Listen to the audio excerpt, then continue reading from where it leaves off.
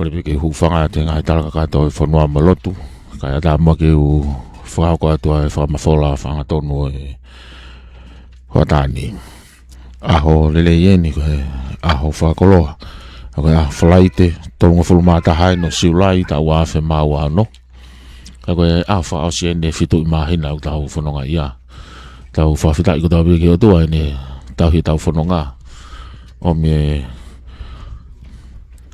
tau mo ui o tau inasi he aho tuku ka koe whalaiti whakaosieni o e mahina ko siulai o kulau he whanua ko e hifonga ia e whanonga anga mo tau whanonga ia e tau a whe maa wano Hādani ko tātari lei tātari whiawhia ki mo tolo no kātoa pe hau eiki mo e kakai o e whanua i he programa whamafola whanga tonu e ahoni ka koe passing out pe koe aho eni o ku whahaya e ola e whaiwhatongia o e kauri kuluti tāmate afi i he kau tāmate afi ako whika ngofuluma no i he potunga au e tāmate afi mo e mea whawhawhau whātonga ki mui ke whakauka te ngai proklama e honi kua i whakia e whiawhialahi ke whakamalo ia e potunga au e tāmate afi i he pure kau maa e kau ngau e no kātoa no ke fe me nga o ke tau whamafola ke whahonga mo waka atua e ngā he whatongia ke whanua pe kawa e mo katoa ngā maho i ngā o e ahoni ko e ahoni ko katoa mai ki ai e mahina e wha ai teu i pe mohono ako i e kau tamate afi ako nau whiunga whakatoa mo e toko tolu noa ai ko to noa ko ni ko ai whanau tangata to ko ua fulma tolu mo e fefine to fitu pe a i he tain tatau o malava mai a hono ako ki nau tolu tatau be i he ngā hi teu whaka fisikare ki he sino ma teu ki he ngā hi whatongia pe foki he ngā hi ilo ki hono ngāwe aki ki he te whatongia o e tāmate awhi Whatatau ki he lao e tāmate awhi me ngahi mea whawhawha tau a whe mahonga fulu mawha ai au ko whamawhai i ai ai kau rikoluti me kau tāmate awhi ako ki he ngahi teu ko toa unau whakahoko o whakafou i he api ako tāmate awhi ko e ahoni ko e hingoa o e kau ako pe koe kau ako tamate awhi ako koe ni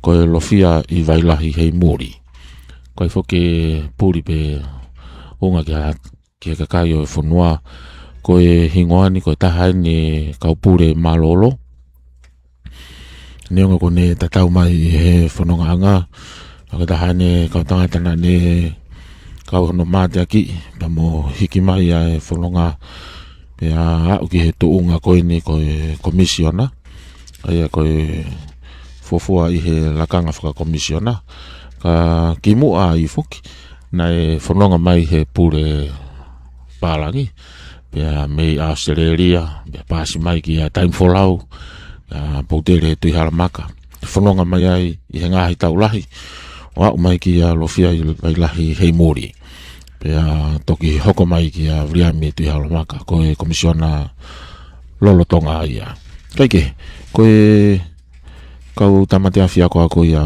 honi koe lofia i vailahi hei muri Recruit Firefighting Training Course number 16th koe polokalama e ahoni te ulawe atu ki he misiona koe misiona foke potonga awe malu e mo ui me koloa mo e atakai me he vela pe peke ngahi mea whakafoki wha ai koe ngahi mea whakafoki wha ku malano ke tau sio ki ai mofuike whaitau e sai kolone kau whaitaha ki he tsunami pe ke pāe ngai mo ngā whi o aueni ki he vela o kulau mo e vela pe koe mofia mamai he whanua kau ia he kahi whatamaki whakaina tula pe i he ahoni ai e whamanatu lawe ea te he polokalama ko hipe o kia ni iho kina utolo e kau tamate awhi malolo pe kina utolo ko nau ikuna e ngahi ngau e anga o whakoloa ki nga tolu na ki a o maua e mo ui he ahoni pia ko whaafia i ki nga tolu ki he polokalama mahu i ngā ahoni lotonga talitari kau whaafalanglangi o e bongbong ini whamore hoa tāni ai ko lave ia tu o si mea mai e komisiona pia o kai e amana ke ne talitari ia ai ampastoa si aina His Excellency Mr. Lee Wei-min ai tu utamai whafofua ki he taimi hawhi ai ua nai pia ki he waha ki he hokoto tonu ai ua koe tahe kau whakawhi o ahoni koe hai komisiona Australia His Excellency Mr. Brett Batley pia pehe foki ki ampastoa si apani His Excellency Mr. Inakaki Hisao. Koe kakato e ngau tolu e kau whaafi pia me he pureanga mo e whanua. Kau whataha mo e whaafi whalanglangi o e honi. Aia koe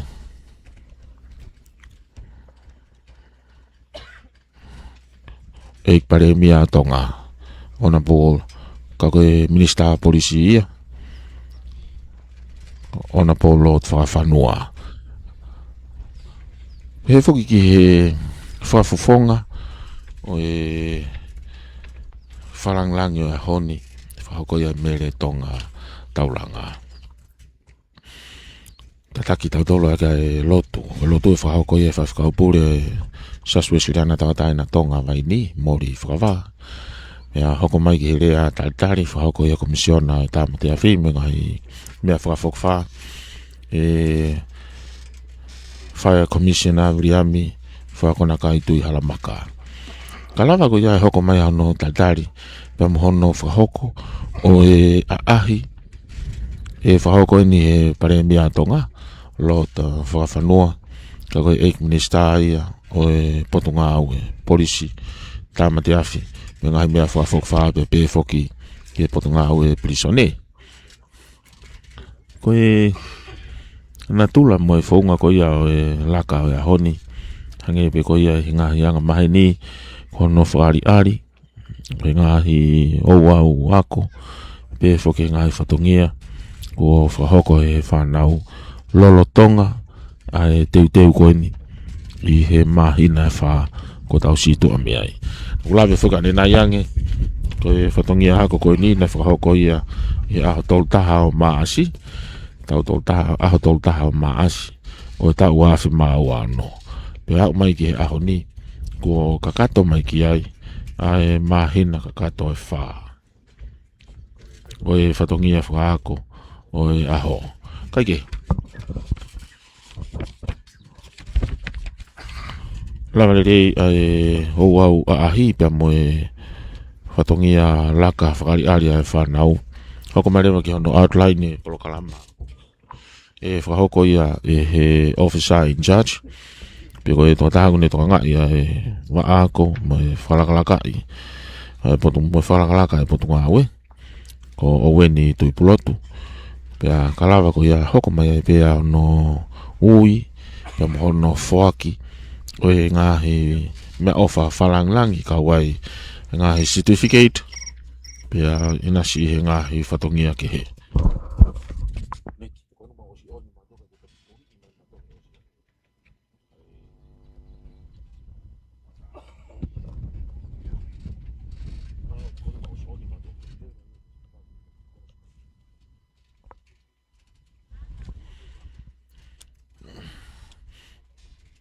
Hoko tape ki he whakio ngahi pare i he aho whahoko e hono whahoko ko mai e o weni tui pulotu kako e Officer in Charge of Training and Development Department pia kau whataha ai a hono whakio ngahi pare ko ni ngahi certificate e whawhalanglangi a honi kako e pare mia o tonga kalama pia e whakio ngahi pare Whakia e whangamari e ki he whawhalanglangi a honi lot whanua ka koe mista i a tāmate a whi ka mai ngahi mea whakawhokwha ne whakakoloa ai tongia mo ngahi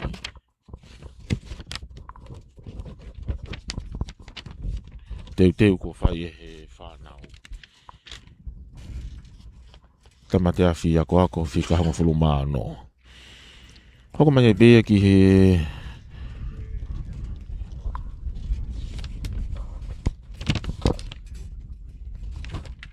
ngahi konga ua o e polokalama aho ni. Ai ko e konga mahu inga taha aini. Ko e teu i ko ia mea toko ni.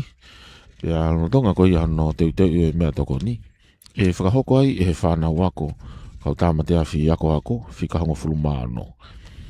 Aho no whakaari. Ngai whaunga no teu ki nau tolu i he physical training. Ngai whaunga whakamalo sino. Kawat kia i pepe foki ki hono tamte i o havela ku hoko. I he ngahi e ria ke kehe. Pea kalawa ko ia ko e entertainment item ulua ki ia. E ko pau ki nau tata i mo whakari ki he mātua tau i whanau. Mo ki nau tolu ko ia kau hoi whakawhi honi. Ko e item anoa ko e tau ulunga ia. E whakau ko e tahe kau whanau whiwhine o nau kau i he rikuluti ko ni. Pea kalawa pe ko ia hoko mai ai pe ki he laka whafoki. Pea pe he foki. E whahoko foki ai e tuku e fuka. Ko lawe i atu ko ke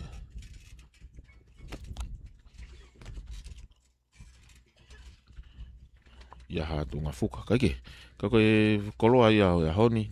Pea hoko ai pia mo e lotu e whaifkau pure wahenga vai ni siaswesiriana tau taina tonga. Whaifkau mori whakawa. Pea tau toki tutuku atu ai pe i he whatongia mahu i ngā o honi. Ko e whakamawhola whanatonu whakatia me he passing out parade. Pea ko e au laka ini ki tua me he apiako. Tamate afi me ngahi mea whakawhawha e potunga au e tamate afi. Pea koe kakato ia mahina wha ai nau ngahi teu. Lawe i pefoki he tau whakamawhola. E ngahi polokalama me ngahi whatongia au e potunga au e ni. Ano mawha tuki. Ia i kai ngatai koe ngahi polokalama ako koe ni. Whawhau mai ai e ngahi whainga maari ako ki Otmurina. Pea i kai ngatai koe ngahi lori tamate afi kau whatahatu. Pea me ngahi nau o whahoko aki ai whaikontongia whakaaho. Kaike, koe visone ai potunga au ke i tū maupe. Koe langa ke maluange mo whakaakea ke tonga. Ke whasisi ai ola tamaki o vela me ngahi mea whakawhokwha. Koe visone ia whai ai whanonga he tau ni. Tau awhi maa wao no. Kau toe lau atu. Pete uto e talanoa atu ai. Koe langa ke maluange. Mo whakaakea ke tonga ke whasisi ai ola tamaki o vela. Mo ngahi mea whakawhokwha. Hange koe aku tau whakaongo atu. E ngalu ea. I he lolo tongani. Ai mahu inga. Ke toi whakalala mo whakahiahiange. Ai hoi kakai o e whanua. Mei he whatamaki vela. Pea ku whatupu e ni. Ai ngahi vela koe ni. I he ngahi api uta. Koe mauai e ngahi whanongongo. Pepe ke ngahi ongongo. Ko tuku mai pia mei he potunga o tamate afi. Me ngahi mea whakawhokwha. Ai mahu inga. Ke tutu hao konga wao ho api uta. Pea ke whetu utaki mai. Te ke whetu utaki mai. Ke whai ha talanoa. Ma te whare i mawahe. Te hia koe ngahi mangatunga. Koe whake ngahi mangatunga lalahi tolu. Ngahi mangatunga lalahi tolu. Koe tupuanga ia o havela. Kulua ki koe ea. Koe oxygen. Kono ua koe mea o ke malawa ke vela. Ko awai ai pepa. Whare. Vao me ngahi ala mea pehe. Aku koe hono tolu rewa. Koha mawhana. Kene hanga tutu. Koe whetaula ke ngahi mea. Koe ni tolu koe ni. Koe kakato ia. Koe elemeniti. Vela. Ke hoko koe vela. Pea i he taimi tatau. Mau inga upito ai ngahi wharei. Pea ki he ngahi talanoa koe ia. Ai potunga aue. Ke na ua fire preventions.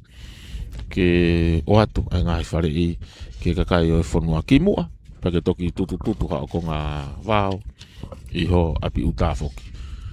Koe ngahi whatongia tatau pe te ke omi e koe me he api uta ki api kolo.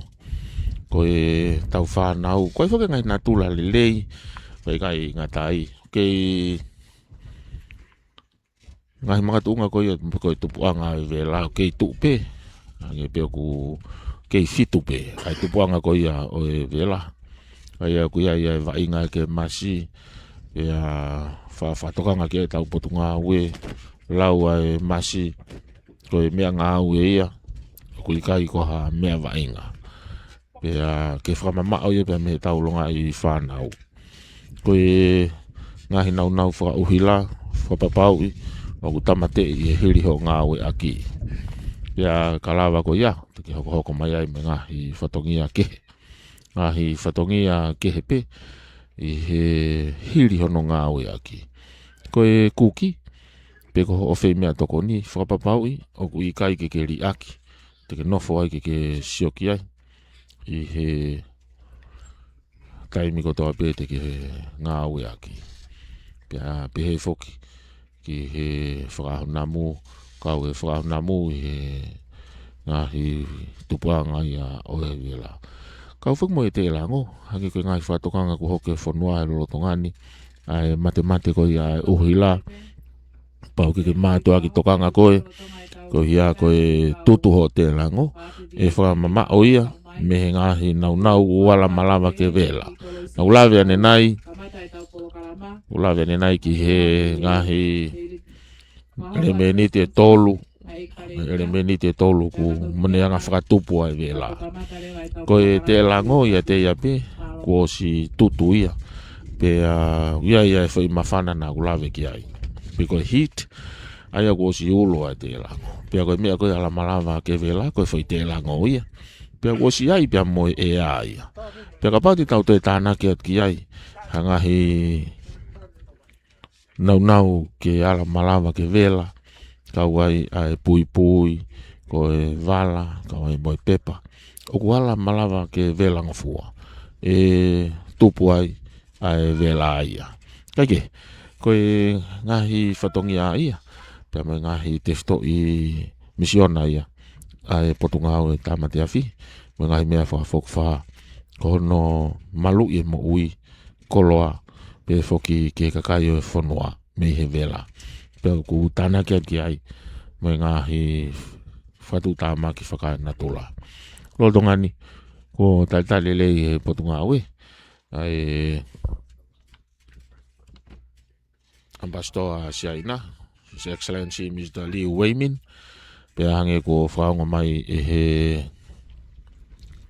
totaha kuni hanga whakatau kei polokalama a honi ko e tau polokalama e ko e master o ceremony pe ko MC a honi ko toa kase a kolo ai aku ki toloi e tau taimi tupueni me he e pare mia tonga whakako ane press conference pe whakataha ia me kau whaiongong a tonga pe aku whakaongo mai ai e ngā hi polokalama me ngā whatongia pureanga o inasia i akakai o e whanua. Kai e taim tatau pe, o si uia e maka, kui loto ai patuni e ua, ai kau ako, pe au nau tolu ia nau talitari, i he parade ground, ai kau whakawhi.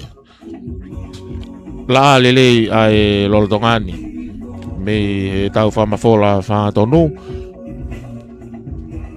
whako ni mei makeke ai ako e area ni okulahi au pito pe area whaafofa ai konga kere sia ngā teniti mau whai whatongi atu ki mau tolu e teniti ko ki ai whaalanglangi mau fofonga ki he tawhak whakahahake ai ako ai e moko au pito kune tuku mai i he ahoni ai teniti e tawhak ki whakatonga fofonga mai whakatoke lau ai aku ai matua tau whanau mo ki nau tolu e kau si ngahi family mo kainga o e toko tolu noa o nau kau whataha i he ahoni tawa ki whakatoke lau ki ai pia mo e te niti ai Ko e mātua tau I whanau ai pēia.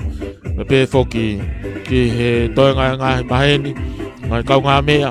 O ngā tole whanau. Nā kulawe whaka ne nai ki he tokolahi o kau akoni. E whiunga mo toko tolu noa. Ia ia toko ua fulu maa tolu. Ko e whanau tangata ia. Ia ia mo toko fitu. Ko e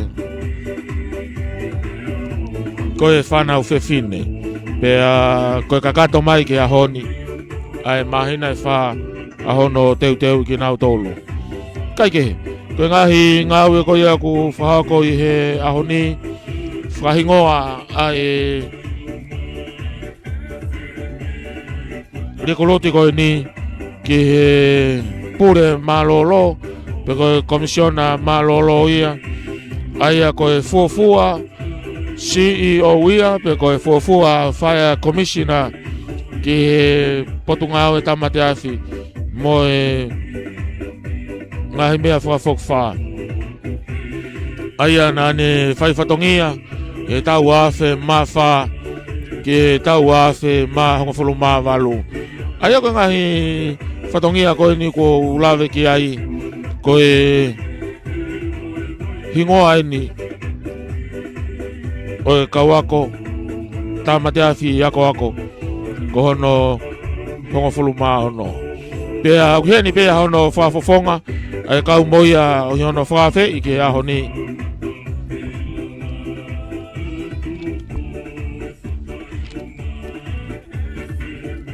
Aia ko mere tonga taulanga. Pea tau inas whadaha I ahoni. Pea mo e whewhia. E mātua tau I whanau. Pea whoki kia tek nau tolu ku nau kau whataha I poupou. Ki he potungau e tamate awhi. Peka mai ngahi mea whakawhokwha. Pea I he taim tatau pe.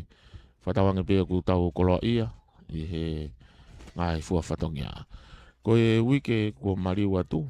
Whawhahok whakeke ngai polokalama. Whawhahok whakeke ngai polokalama. Pea o tau inasi whatahai ki tau tolu. I he ahoni. Pea o tau inasi ai. Whataha pia moe kau ngā ue. Whamafola e ahoni. I he whiwhia lahi. Ke kau atu hono whailo e ngā weni. Ke hou eki me kakai o e whanua. Lawe iha ke koe me saria te mei sineni. Ai ambastoa siapani. Mr. Inakaki Hisao. Ai a koe Rongo ambastoa ini. Saina mo siapani. Nau toluk nau whakakoloa. Ai potunga weni. Yono langa ngahi fire station. Peko ngahi aptanga tamate afi. Ngahi eri kau whatafokia I he ului aptanga I nukwalofa. Koe mea ofa ia. Ai pure anga siapani.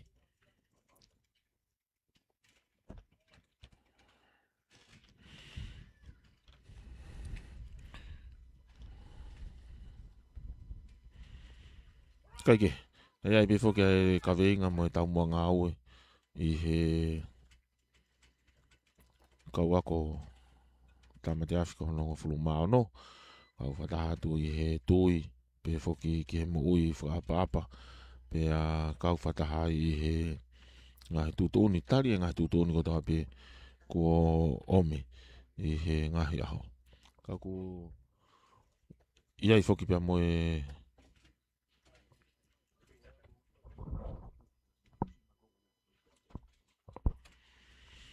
Aia koe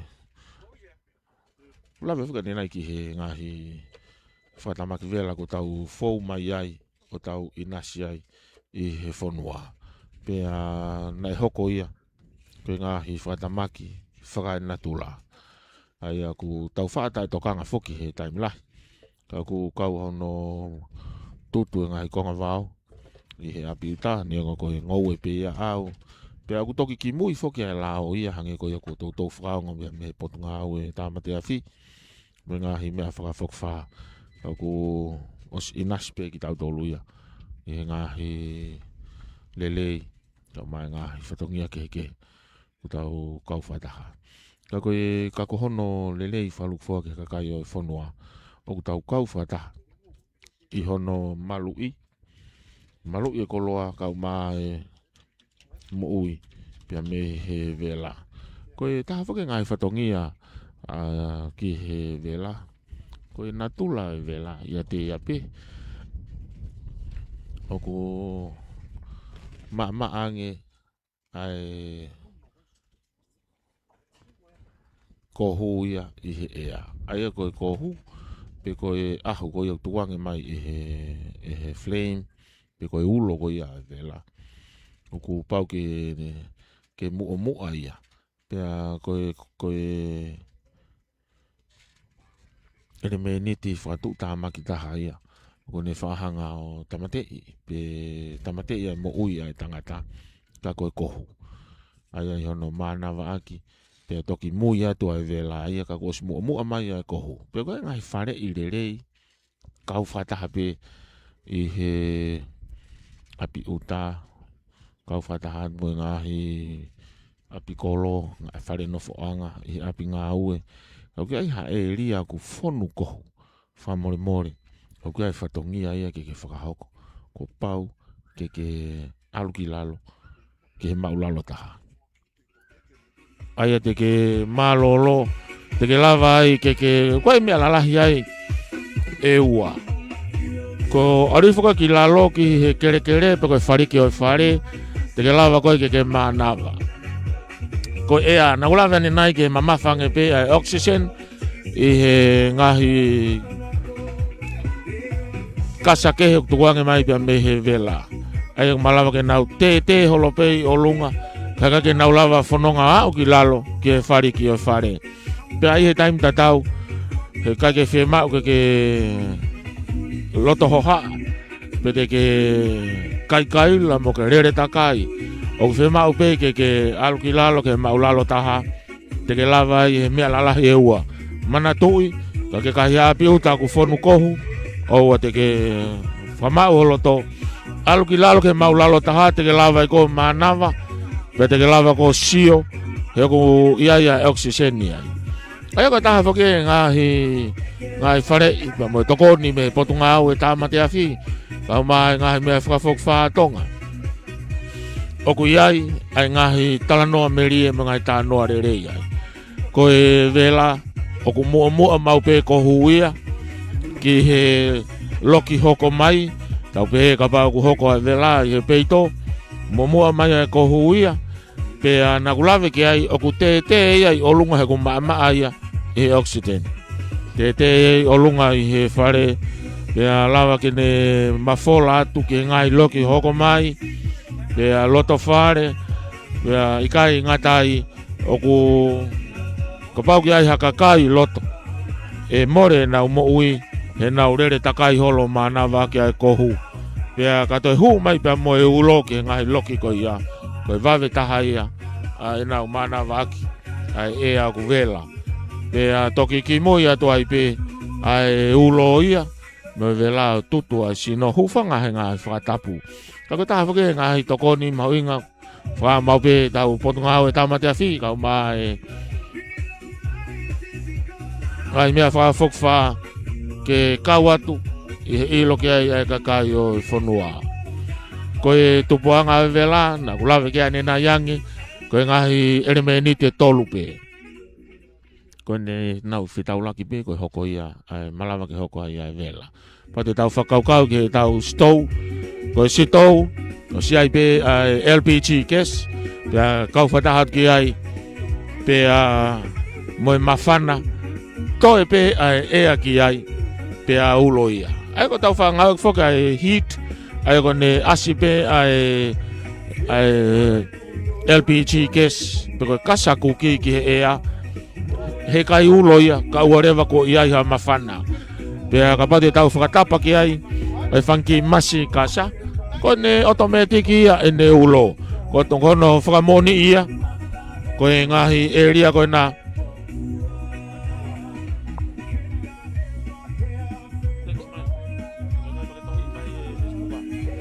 Kono whakamoni ia, koe ngahi e ria, koe aku malawa ke hoko ai ai vela, koe whetaulaki, ai ngahi ere meni te tolu koe ni. Pea hangena kulawe ni nai ke ngai tupua ngai fitu, o e vela, o ku tau whenga ke tau whakahi ehi. Pea koe tau whakahi ehi, malawa ke tau to'o ai.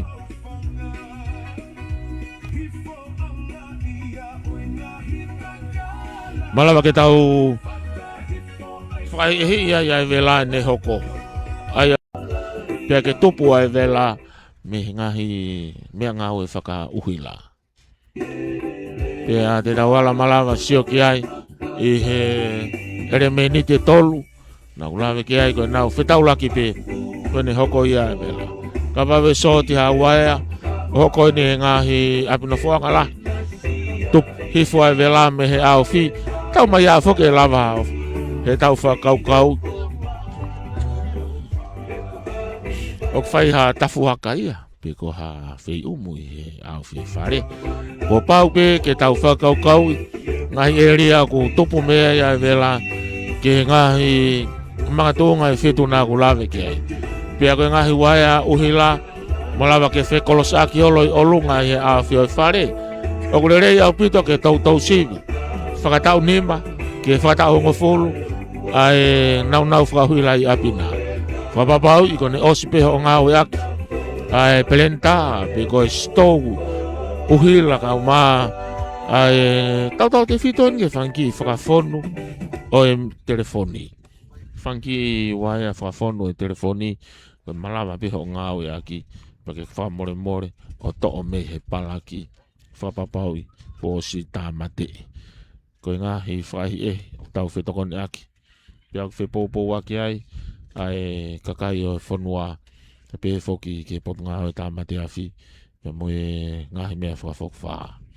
Ai au tau wakai ki he aho, koe whakakoloa ia, e tau ausia, mo ilo, ai ngahi whahi ke tau whakahoko, tau inas foki. E mau tolo no ka toa pe. Te tau whamon kia ki mo tolo koe ko hoko ngai mo fia, ngai vela ki mo ngai whare nofo anga, ai au tau inas foki, i he hoa, ka mono mauinga. Whamafola whamatonu me makeke. Lawe ea te he tau whamafola, koe whawhi whalanglangi o e ahoni, koe eik pare mea tonga, ka koe eik minister ia. Ki he potunga au e polisi, tāmate a whikau mai prisone. Mea mai ke kamata ai au au mahu inga o e ahoni. Tata lele ia komisiona o e tāmate a whi, me ngai mea whawhokwha, uri ami whakonakai ti halamaka, ki ono mea anga. E hoko atua i pe. Ai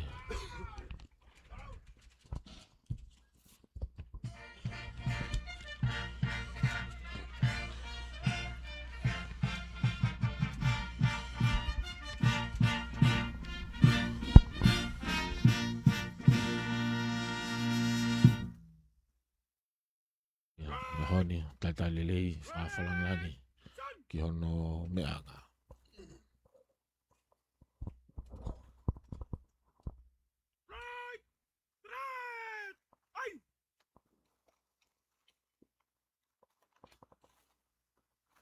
Hoka tai pia polo kalama, toka se a kolo, koe whatau kei a honi.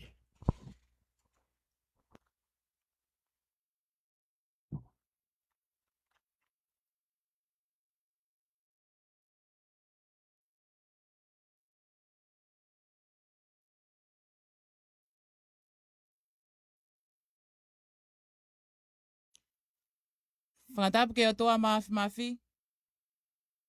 O kune awhi o i o tau lotolotonga. Tapu ke kere eiki o i kalauni o tau whakataha ini. Tapu ke whawhi whalanglangi o i aho. Eik pare mia o tonga, lot whakawhanua. Ka koe eiki minister ia, ke potunga au e tāmate awhi, me ngahi mea whakawhokwha tonga.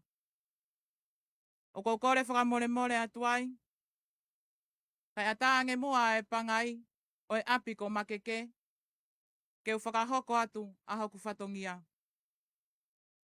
Ko au assistant fire commander toka se akolo, pia ko fia, ke u whakahohoko atu ai tau polo kalama ki he ahoni. Our guest of honor, Your Excellencies, diplomatic corps, chief executive officers, invited guests, proud families, ladies and gentlemen. Good afternoon. I am Assistant Fire Commander Tokase Akolo, and on behalf of the Tonga Fire and Emergency Services, it is my great honor to serve as your MC for the Lofia Ivailahi Heimuli Recruit Firefighter Training Course number 16 Passing Out Parade. To commence this afternoon's program, I respectfully invite Reverend Morifakava to lead us in the opening prayer. Ke kamata e tau polo kalama ki he whiawhini, a ki aek whakawhei, ai whai whekau pule, o i wāhenga waini o siaswe siriana tau ataina o tonga Morifakava ke ne tataki tau tolu i halotu. Malo.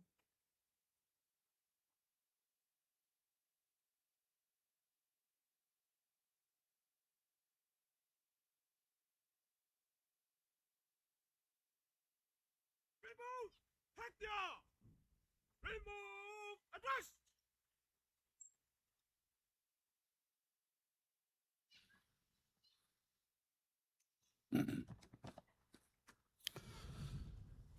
Whatulo watu mo e wheitu ona. Ai tu i o ngāhi tu i. Koe hau e ngāhi hau. Kako ke awhio i langi.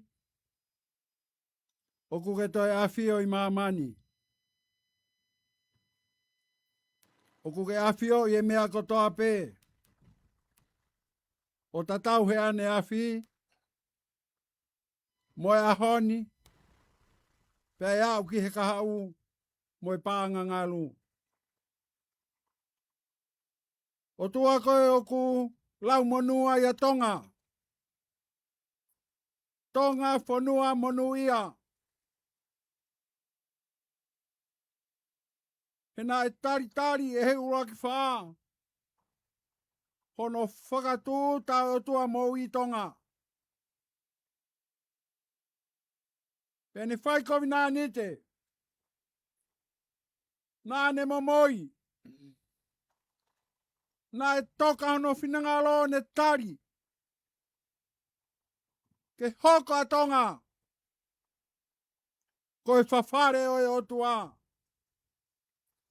O tua mo tonga. Kohok tofia. Lau monua ia tonga me ane afi. O au ke ahoni. Pea ko mau amanaki anga ia ke kahau. O kui kai hakoloa. Ai tonga. Koe mau matai koloa. Koe o tua. Mau whakawhea o tua ko ia ki ahoni. Pea mohono polo kalama whakalangi langi. Mea hene ek pare mia. Ke whakailonga i e polo kalama lo fia i wailahi hei muri. Ke whakamooni. Ai teu tangata mo teu whiwhine o whai. Ke tokoni ki he ngahi whaingataa. Kua hoko hei whonua. Lau maari e maani oni. Haere e whakatahangani. Pea ke tataki e whiohi angani. Ka pusa setane mo ne ngahi o i. Ka e whakatoka ho lau maari e whiewhia mo i kuna. Iho maulo to loto ngā. Tāri e maulo tu he huafa. Si su klaisiko alo. Ka koi au mau whamo ui. Amen.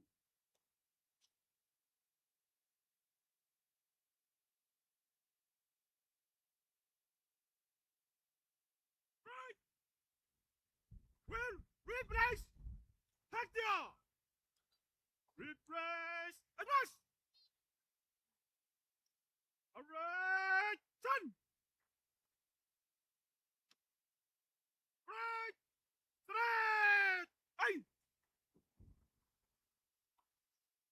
Whamalo ki tangata ek whaiwhekau. Ye tāpua ki ko kamata ki ai Polokalamani. It is now my honor to invite the Commissioner for Fire and Emergency Services, Mr. Viliami Whakakonakai Tuihalamaka, to deliver the welcome address, followed by the parade inspections.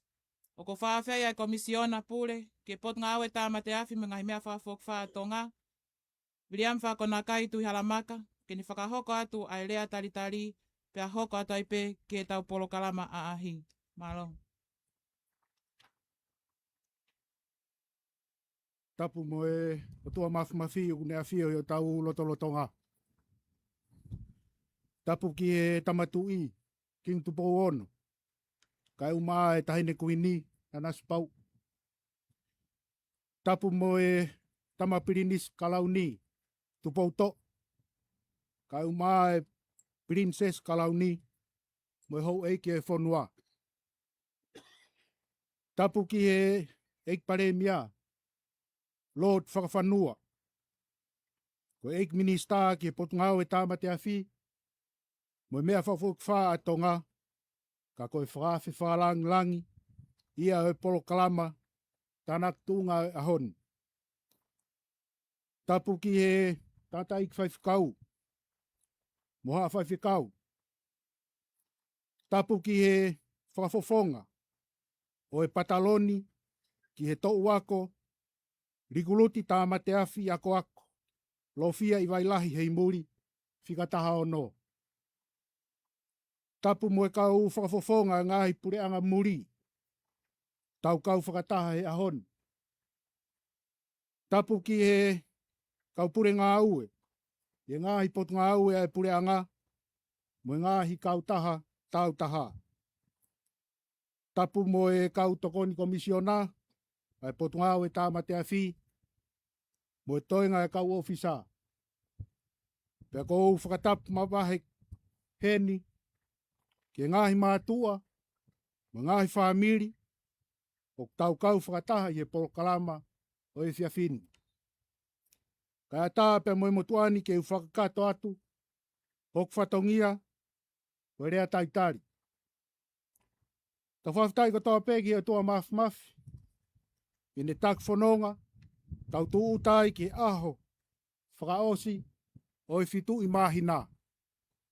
Ange ko e lot lelei ko o hake he tātai ki whaifkau, i e kamata anga e whio i angani, whawhitai, ko e ofa alangi, o tau tōlu ia i e houan. Ko e honi u tau whatataha mai ai, ki api ko makeke. Ko hono maalari o oau tānak tuunga, o kau tāma te awhi ako, lofia i wailahi hei muri, whikataha o no. E potungau e tāma te awhi, mo e mea whakawok wha atonga. Eik pare mia, alo e lau maari e wheituna. O lawe i koe fofua taimi eni, e ke mea mai ai, ia Polokalama tānak tuunga e potungau e tāma te awhi, i ho whakahoko whatongia, ko eik minista e potungau. Ko puke e whainga maari e koe ni, ke u whafonga i atu. E potungau e kai umaa e rikuluti, whikataha o no. Ai mbau fia lahi, ke taitai lerei e wheituna. Yo toku taimi ka ke mea mai, ke whalang langi e Polokalama tānak tuunga koe ni. Ko fia ke u taitai lerei hen. Ai whakafofonga, o pataloni o rikuluti tāma te awhi ako. Lofia i wailahi hei muri, whikataha o no. Kone pekia, ka koe komisiona mālolo, ai potungau e tāma te awhi. Ko taitai lerei heni ai, ka whafofonga ngāhi pureanga muri, tau kau whakataha i houan. Taitai lerei heni ai komisiona e pirisone, ka umaa e komisiona reo reo, ai polisi, ai pehe, ke CEO e pot ngā mo ui, mo kau tak ngā ue, kau tare kita, me ngahi pot ngā ue, ai pure a ngā, ai pehe ki e kau, ngahi kau taha tau taha, o tau whakataha, i e kātoanga e ahon. tai le rei hene tai whaifkau. Whaifkau pure sias usire ana tau taina tonga, wahenga vai ni. Aloho mea mai o toe koloa, oi aho koen. Tai le rei hene kau tāmate afi, maalolo. E nau mua aki mai, ai whatongiani. Tai le rei Sista Koka, o whakafofonga Preston Steak, o siasi, o sisu kalaisi o kaumani oni ngai aho ki muini. I nau tolu, nau kaunga tonu ki ono. Toka ngai, o apin. Tai le rei heni, ai tokon komisiona, me kau ofisa hono kotoa, ai potungau e tāmate a fi, moi mea whafok wha tonga. O atu tai le rei mawahe, ke si ngahi mātu, kau tahi whanau, whamiri, me ngahi maheni ko toa pē, mo mea mai he ahoni, ke tau kātoa ngai, ai i kuna kua whai, e ho mou whanau. Koutui koe aho eni, ne mou tariki ai. Ko kakato e whatongia e potunga aue, ki ono teu i ai rikuluti whikataha ono. Whakai sino, whae atamai, me whakalau maari e whoki. Wo whakafua kawai ki nau tolu. Whakatatau ki he tūtoni o lao e tāmate a whi, mo mea whafok wha. Pea ko nau tukupā, mo tauhi ai whakawa. Pea ke nau taktaha whoki atu. Ki ngahi aptanga tāmate a whi, mo ngahi waa ngā ue. E nau whakahoko whatongia, ki hono malui o mo ui, o kakai, mei he vela me ngahi mea whafok wha.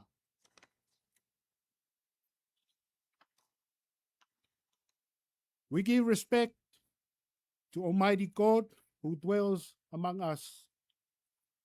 We also extend our respectful acknowledgement to our guest of honor, Lord Whakawhanua, the Prime Minister and Minister for Fire and Emergency Services.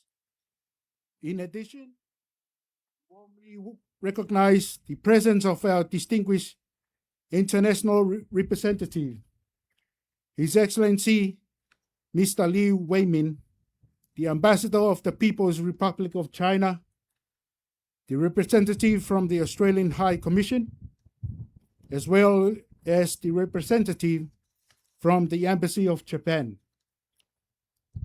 We also acknowledge the granddaughter of the late Fire Commissioner, Lofia Iwailahi Heimuri, representing her grandfather, the patron of Lofia Iwailahi Heimuri Recruit Firefighter Training Course number 16. Distinguished guests, ladies and gentlemen, today we mark the successful completion of the training program for recruit firefighters of Lofia Iwailahi Heimuri Training Course number 16. And we are all delighted to celebrate this achievement. I extend my heartfelt welcome and gratitude to each of you for joining us today.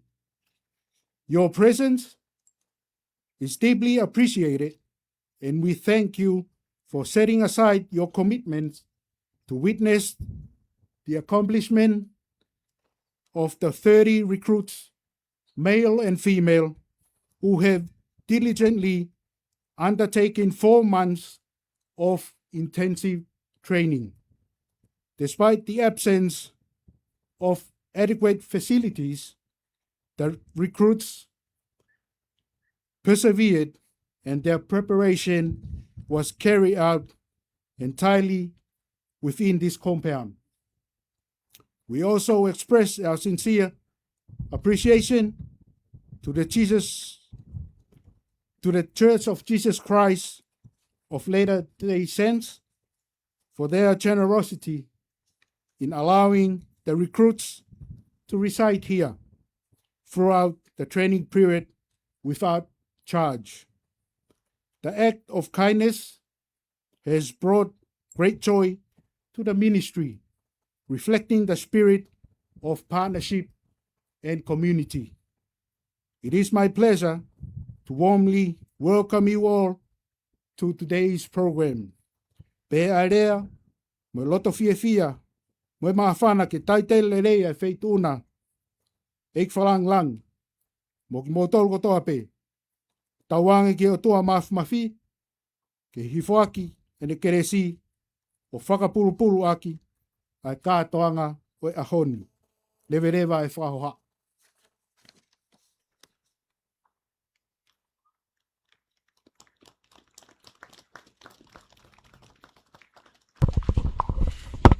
Lava ia e rea e tatari. Uia e maka. Ko ia ko e whatongi a ahi o e honi. Whakoko ia e he whawhalanglangi. Whakawhi ia i he tatai ki komisiona tāmate a whimu ngahi mea whawhokwha. Ai whawhi whalanglangi o e honi. Eik pare mea tonga ko eik minista ia ke potunga o e polisi. Tāmate a whika o mai polisoni. Mea to whakoko ai ahi.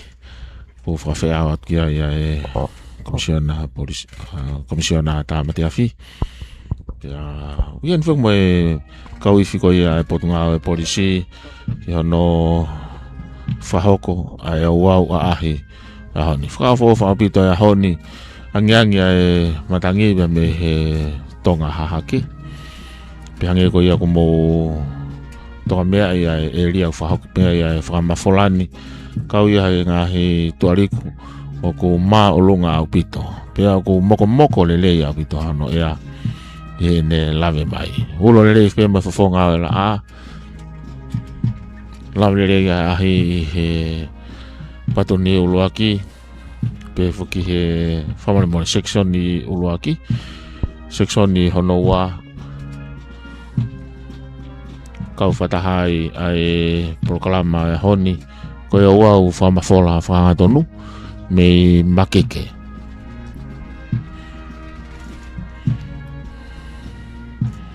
Ia ko e mahoinga ngahi whatongia e honi. Ko e lama kakato ai wau teu. Kau maa hono teu i o e whanau tāmate awhi ako ki he tuunga. Pia mo e amanaki ai potunga ue. Ko hia ko e whai whatongia pia mai kakai o e whanua. Ulawe whuki ane nai ki he misiona o e potunga ue kei hai pe ke malu e mo ui pa mo e koloa o e kakai o e whanua. Mei he vela kau mai hai mea whakawhokwha.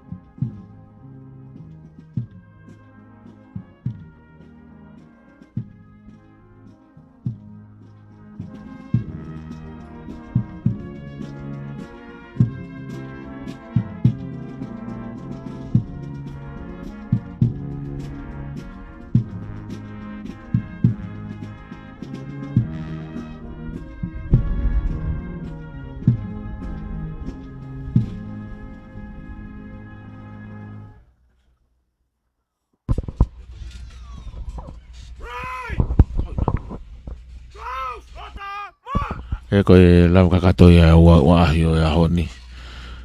Whahako he whawhalanglangi. Pe whoki ki he whawhea ki ia e komisiona e tāmate awhi. Ia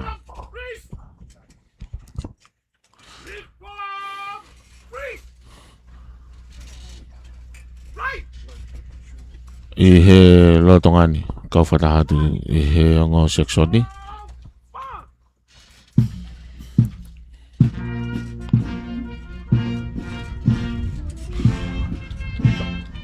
kau whataha mai o section I he laka, I he slow and quick times.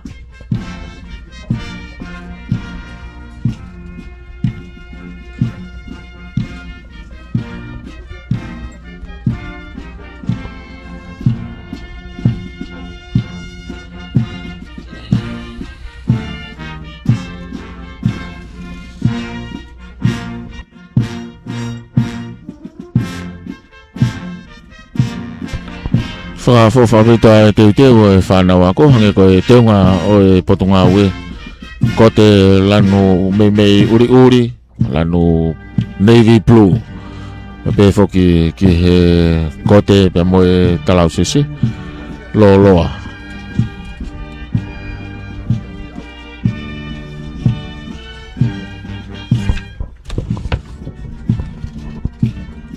pe moe tata whataha pe mo nau kofuni malanu hina. Motol ko yang mo wangona I ngalu ya he tau whamafola whahanga tonu he tau retio walfitpoint ma whaema he tau pesi Facebook pe he tau YouTube ko e whamafola whahanga tonu ko ni ko atu ia ai passing out pe ko e au laka ki tua ai ko e au tanak tunga o e kau tamate afi ako ko hongo fulu mao no whakaten bia mei makeke bia mei hahake ai tau inas whatahai I moki motolu hono ka toa be I he ngahi whamafola koe tota aku ni tak whakaluku fua ai o au laka e ahoni ko taki mai e ofisa maalunga ko vea pea mui mai ki ai ki nau tolu ai kau satini pe foki ki kau taki seksoni pe moiongo seksoni ua toko tolu noa ai kau tamate afi ako ko ni ai ki ai whanau tangata ai toko ua fulma tolu mo kau whanau fifine toko fitu lavaleri whakapapa ki whakafalang langi o kone mea be hono mea anga I ha stationi ko si imua I he teniti o whakalang langi o whakalang langi ke mea tonu ki he ngau ko iau whahoko e he whanau ako mawahi mai seksoni uluaki hoko mai seksoni hono ua whapapa ki he whakalang langi pea mo ki nau tolu ai matua ku nau I he mala e mo api ko makeke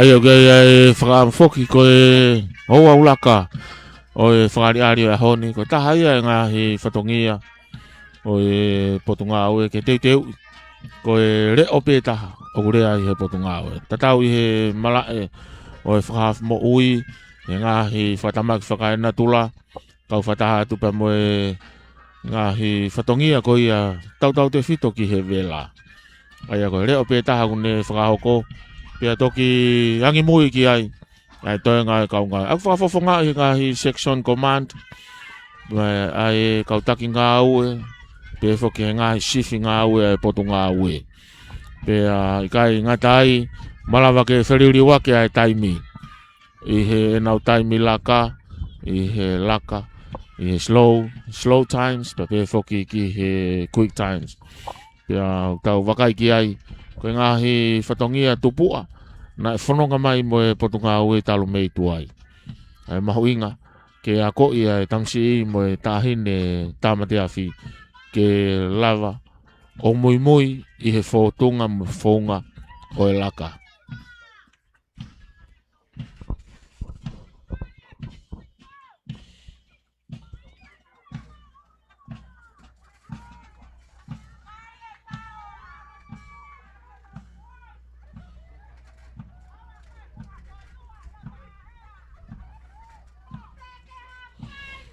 Ai o, hange ko ia na e whai ka e whalawelawe mo e whatala noa. Ko hiko ki nau tolu ko ia he re ti o.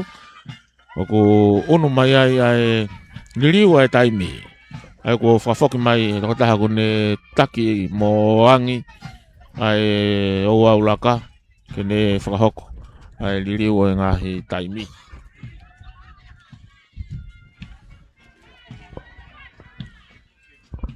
Ai ko e ngahi taimi ko ni umau inga pito ia i he whepopo waki ko ia. Ai ki nau tolu i he ngau section command. Pea pe foki ki he nau tolu ku nau whai ai au laka. Ai ko e section ni ulu aki. O ku tui fio pe ai whanau tangata. Pea mo e whanau whiwhine. Ta tau pe mo e section hono wā. Ai ko nau te vilo mai eni ki he mala e laka. Ke nau o mai o whapapa ki he whawhi whalanglangi.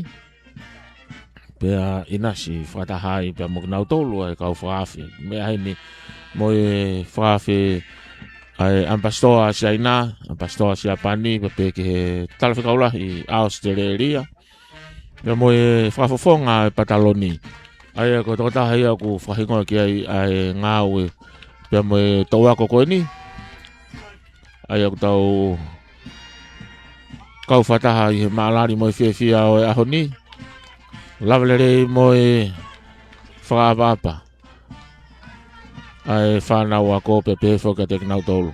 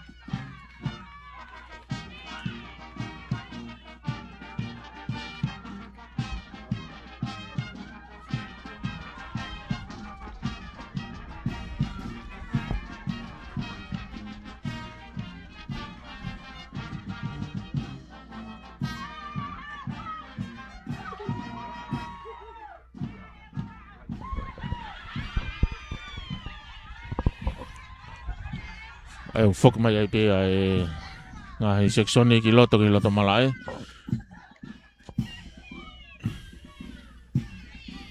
Ki ona ngahi tuanga.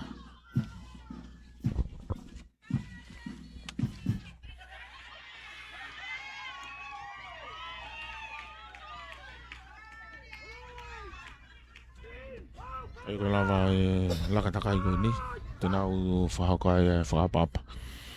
I he whoki ki he nau ngahi tuanga totonu. Pea te nau laka mai ai ki mua. O tari ai ki he whapapa ki he whawhi whalanglangi. Pea hoka atu ai pea mohono whakaonga e polokalama mau inga. Ko polokalama ako na whanonga mai ai. Ai whanau ako e toko tolonga fulu.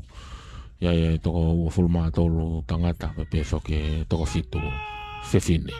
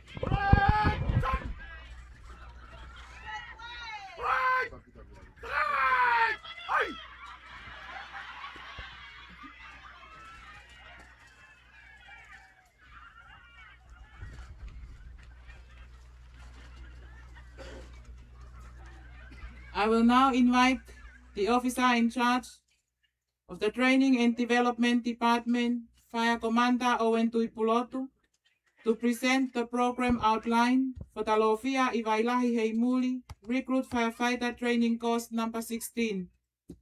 Following this presentation, Fire Commander Owen Tuipulotu will officiate the presentation of certificates and awards to the graduating recruits in recognition of their successful completion of the course and their outstanding achievements. E hoko ate tau polokalama, whakawhi ai pule ako ke waako pa mo whakalakalaka Fire Commander Owen Tuipulotu. Kene whakahoko ai whamatala ke polokalama ako, ai kau ofisa tā mateafi ako honongo fulu maano, Lofia Ivailahi Heimuli.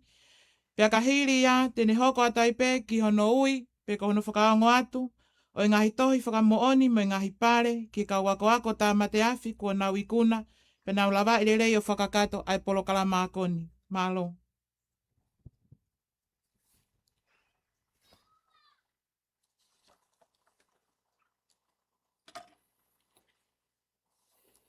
Whaturoa watu e whalangilangi o aho, Lord whakawhanua.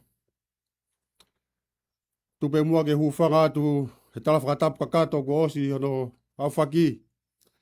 Kai tā ki he motuani, ke whai atu ha whakamatala, ke pui toa.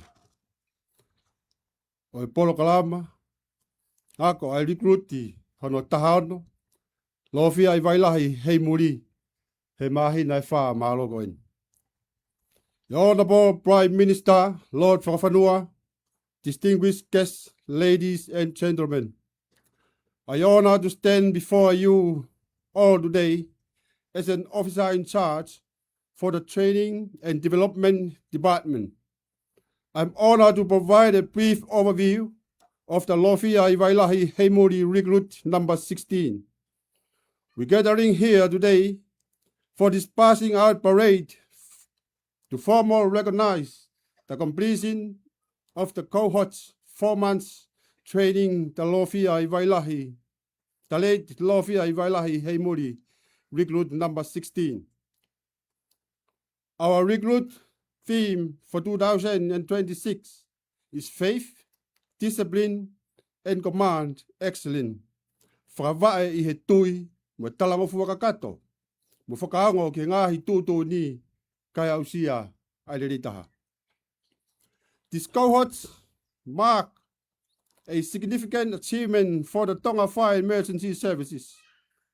These recruits commenced their training program here in Makeke Camp on 6th of April 2026, with total intake of 30 recruits comprising 7 female and 23 male together with 18 instructors.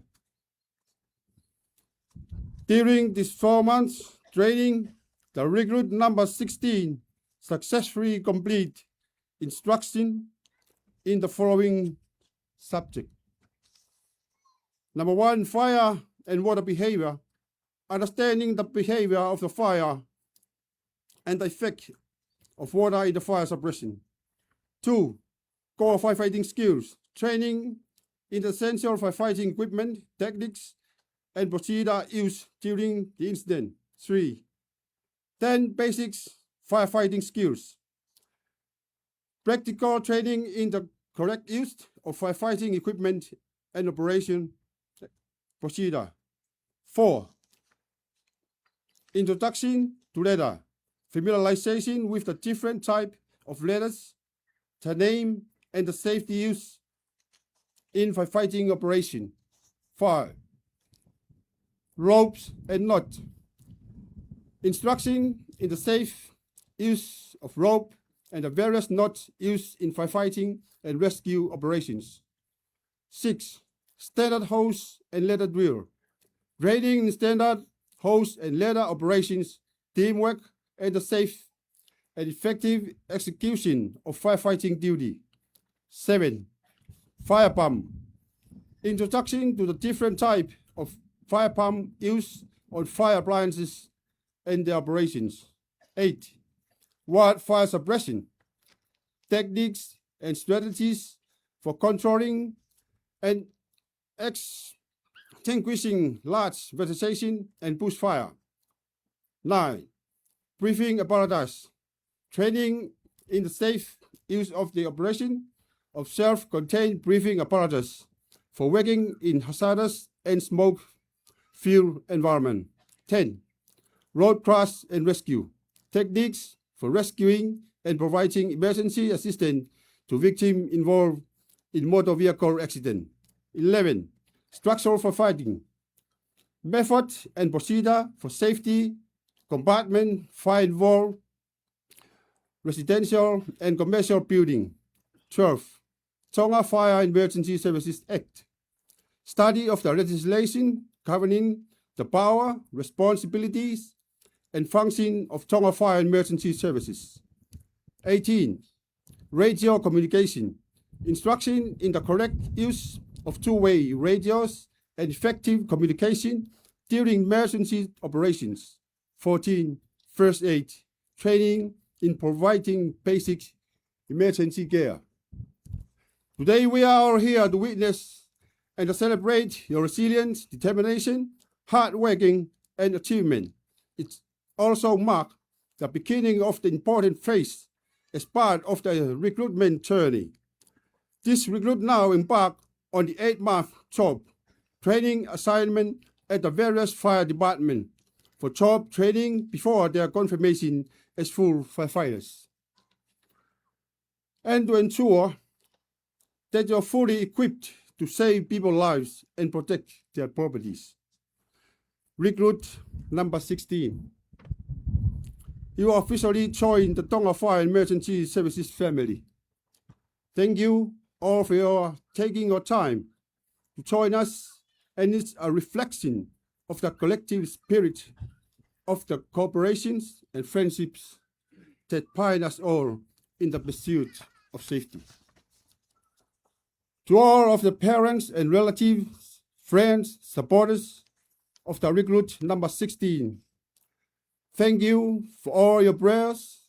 Your presence here today mean a lot, not only to honor your recruits, but also reflect the strength and dedication of the family behind every accomplishment. Commissioned and non-commissioned officer, thank you for your dedication and support toward the recruit. To our retirement officers, we are blessed that you were here with us today to show your support. You're those who place the trial before us. Your unwavering commitment, courage, resilience, and laid the foundation upon which we stand today. To our 18 instructor, your hard work and sacrifice often unseen by public, but today it's made visible in the professionalism and discipline of recruit number 16. Thank you all for your dedication, for shaping our new recruit ready to face the reality of how to become a real firefighter. Recruit number 16, today you wear your uniform with your badge, with honor.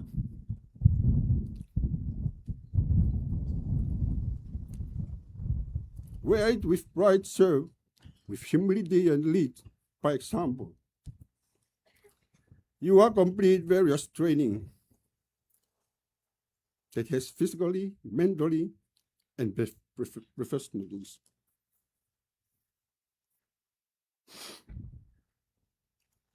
For the responsibility that laid ahead, there will be long hour service, tough decision, and moments when your courage and resilience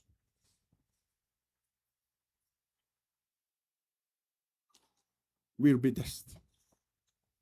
Those moments while you off, remember those who depend on you, and forget that every action you take reflect not only yourself, but your own entire Tonga Fire Emergency family. Wishing you all the best, recruit number 16. Whawhitai be o glau maari e ke o tua mafi. He ne te taki mo ne tau hi mai ki tau tolu. Ka lawa ki tau mata ki afa koloa ko eni. Ke watu pa ki pui tua no ki proklama. Na whahako e whanau ako likluti whikatahano lofia i vailahi hei muri i mai ne wha maloko eni. Na heu mai whanau ako ni, pa moha whanau whiwhine toko fitu, moha whanau tangata toko wa tolu whakatoa ki toko tau noa. Pa moha kau whai ako e toko tahawalu. Na iai e tau mua ngā au e wha ako ni, o whakatu, ki whakamaunga, mo ne tataki e mau polokala ma ako ni whahako e apiko make ke. Whakawha e he tui, mo talangofu kakato, mo whakaongo ki ngāhi tūtū ni kai au sia li ritaha. Koe a hod, o kau katoa mai ki hen ke tau kau ngā whamoni ki he lawa mea e tau whanau. Mo polokala ma ako i he mahina e wha maloko eni. E hire mahina e wha koe ni te nau hoko atu ke ngāhi wha ngā aue ke he kehe, e wha e potu ngā aue, ke whai ai nau wako ngā aue, o hoko atu he taunga e mahina e walu. Pea toki whakakato ai e nau ausia e tau e taha. Pea whakakato ai e nau hoko koe tangata mo whiwhine tā mati awhi kakato. Ko hiri eni, ha tau e taha ko eni e nau confirmation pe kono whakapapau i ki nau tolu ki he lakangani. Pa e waherewa ki nau tolu ki ngāhi waa ngā aue ki he kehe a potu ngā aue. Ki heko atu ai e nau whai whatongia. Ko ngāhi proklama ako, ni whakakato ai, hono koe e tau whanau i he ngāhi reso di hongo fulu maa whaa. Luaki fire and water behavior, tano ai ke urunganga o vela. Ua koa fighting skills, ngahi nau tamate afi o ngawe aki he vela. Tolu, 10 basic skills. Whaunga hano ngawe aki e nau tamate afi. Wha, introduction to letter. Ako ke whahinga mo hingoa. Ai ngahi tūnga o ngawe aki tamate afi. Lima, ropes and knots. Koe ako hono ngawe aki. Pa mo whaunga hono ngawe aki ai hai. Ono standard host and letter drill. Tano ai aki he malu pa mo lei. Ano whahako a ngai whatongia tamate afi he vela. Fitu, fire pump. Ako ia, ke no ngawe aki e pamu whakatamate afi. Walu, wildfire suppression. Ako ia ki whaunga hano tamate e vela, pe ngahi vela lala, vao lalahi. Hongo fulu, road grass and rescue. Whaunga whahaf moui, ke ngahi whanu tamaki i halapuri anga. Taha, structural firefighting. Ako ia, e ngai whaunga tamate i o vela i ngahi whare na whaanga. Tahawa, Tonga Fire Emergency Services Act. Ako ia ki he lao tamate afi. Taha tolu, communication, pe koe whetu taki. Kono taha whaa ko first aid, koe ako ki he ruak toko ni. Liglu taha no lofi ai vailahi hei muri. Koe ahoni, ko mula vai le rei ai ako. Pa mo proklama ako. Mono teu i whakatamai, mo whakasino ki mau tolu. Ki he whatongia, ko ui ki mau tolu ki ai. Pea ko whakamalola atu, ke he tuku ho mau taimi. Ka mau talago fua, mo tariangi, ke ngahi tutuni. Ai ako lo tonga mahina e wha, maloko ini. Koe ahoni, ko mau tui teunga, pea pore aki. E whatongia ko teu i koe ki ai. Kala monu atu, ke teki mau tolu hono kotoa. Whatang ke tua mafi. Ke teki whake atu haivi. Ko hui ke ngai whatongia o tau fua, ke kakai o whanua. Whamalola he atu, ke ngahi mātua, mo tau i whanau. Maheni pa me whamiri, na mau tuu mai, pa mo lotu, pa mo poupou. Ke tau whanau lo tonga e proklama koni, o mau lavei.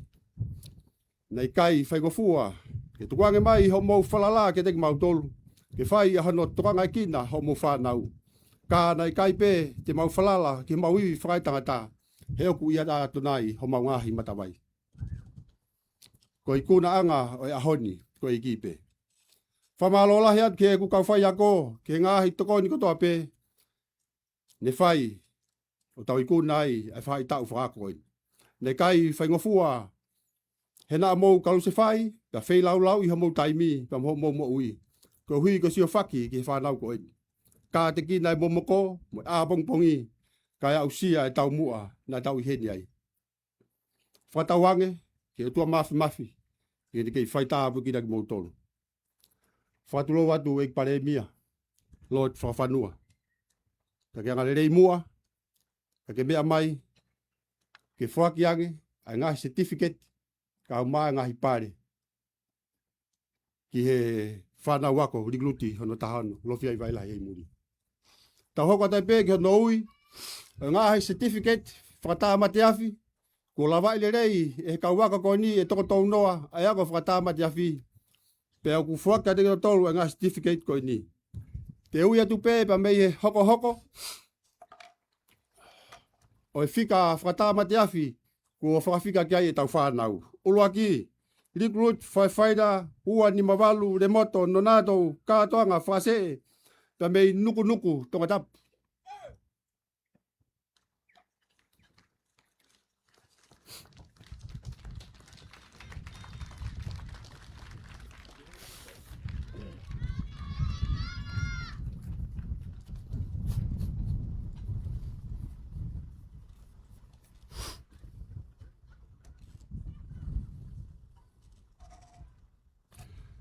Hono ua, recruit, firefighter, ua ni mahiwa, siosiua, loloma, tuitupou, pa mei taua, noa papu, waba.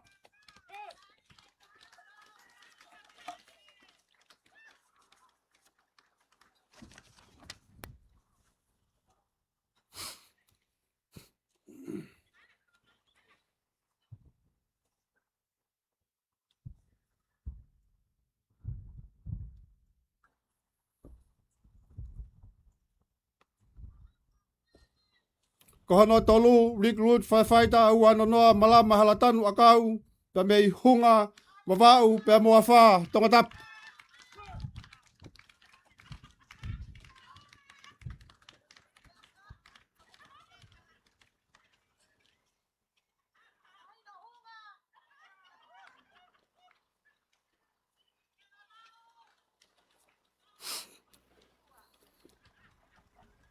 Kono wha, recruit, firefighter, ua no taha, Elina Spinoza, Kakala Tenisi, pa mei lota fo hapai, mo toko mololo tonga tapu.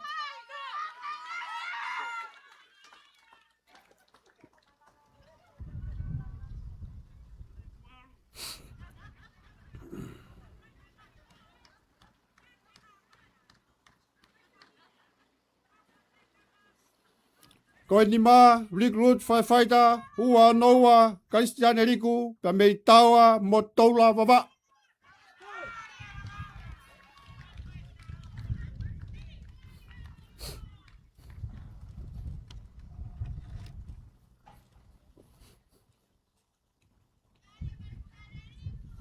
Kono fitu, firefighter, ua no wha, sione, tupu kauwalu, te kawhatonga, pa mei matai ka wawau, mo nuku nuku tonga tapu.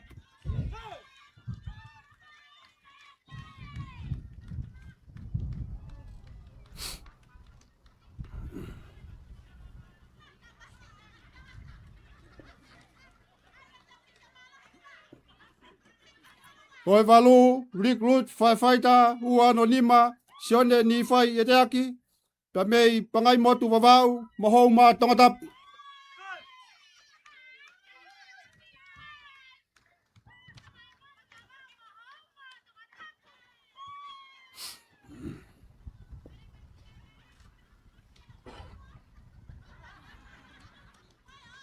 Koe hiwa, recruit, firefighter, ua nono, pensimani, he ofa lotu, Leon, langi langi, pa mei tonga lereka hapai, pa mua wha tonga tapu.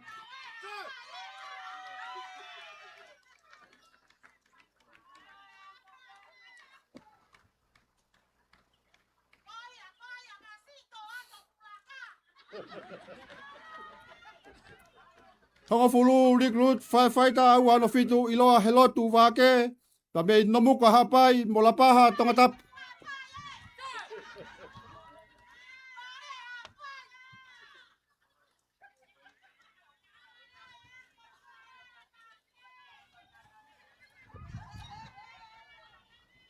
Taha taha, recruit, firefighter, ua no walu, Steven i whekita mo lotu adnaisa veikoso, ka mei pangai nā vea mo hawhewa hapai.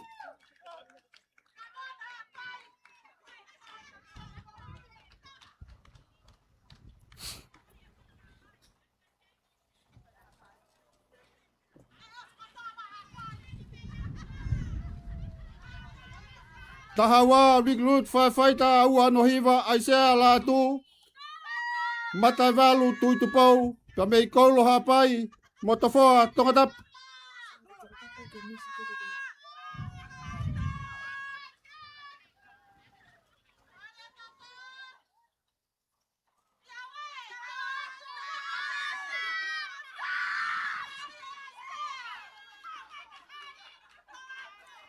Koe hoko, recruit firefighter, ua no tolu Samson i loketi, pa mei longo mapu mo pakai motu wawa.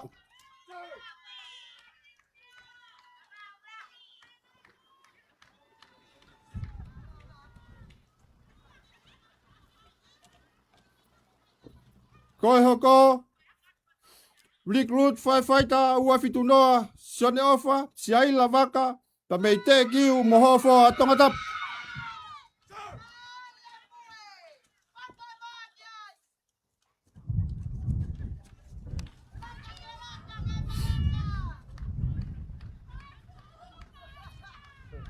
Taha wha, recruit firefighter, ua fitu taha whewariaki, nau whahu, pa mei havelu riku, mo atata.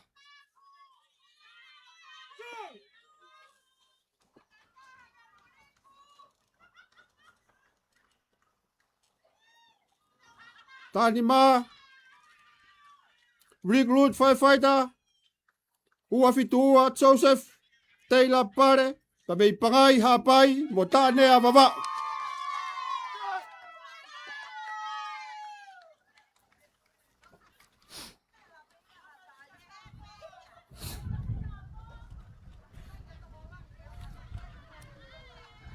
Koe hoko, recruit firefighter, ua fitu tolu, tolofi, Lucia, atue kaho, pa mei koloa wawau, maufanga tongatap.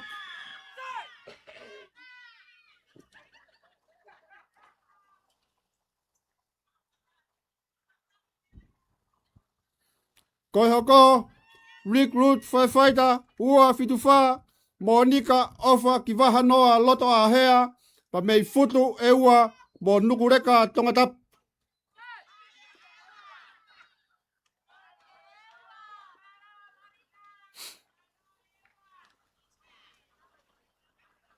Koe hoko, recruit firefighter, ua fitu lima William Pulu, pa mei lakepa mo kolomotua.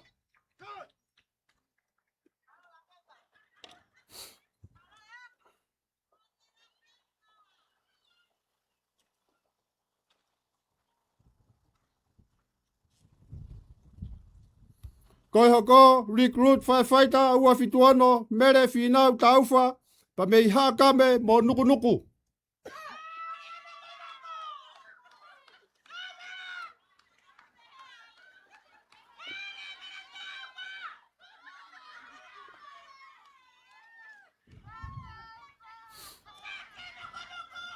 Koe hoko, recruit firefighter, ua fitu, Sam Pahulu, pa mei pētani niwa fo'ou, mo koulo hapai.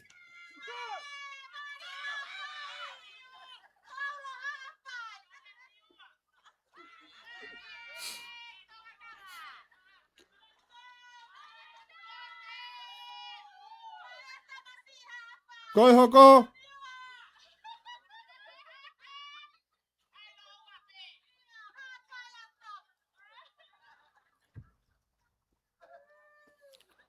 recruit firefighter, ua fitu walu, te evita, whiri moe atu, hasiata, pa mei where toa wawau, maufanga.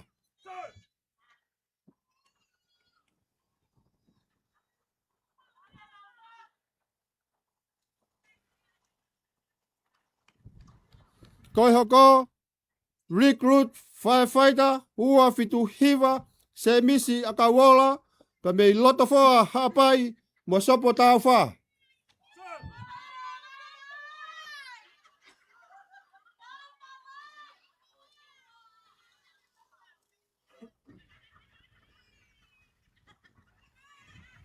Koe hoko, recruit firefighter, ua valnoa, moana ki wahanoa Angelina, fungarei, pa mei yangaha, mo pangai ewa.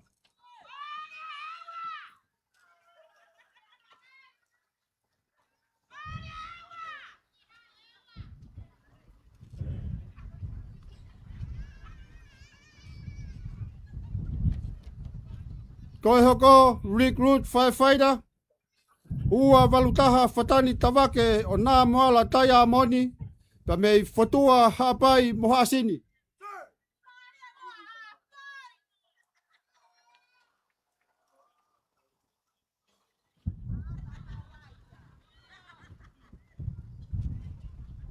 Ko hoko, recruit firefighter, ua valua, te evita siweri la valu faiva, ta mei hauma mofolaha.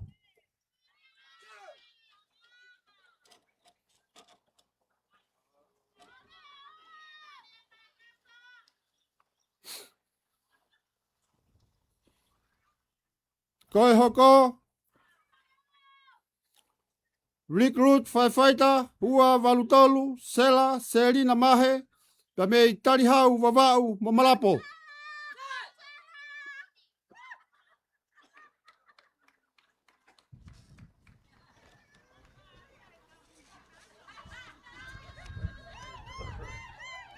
Ko hoko, recruit firefighter, ua valufa, tani fea toa, pa mei fotuha hapai, tane a vava.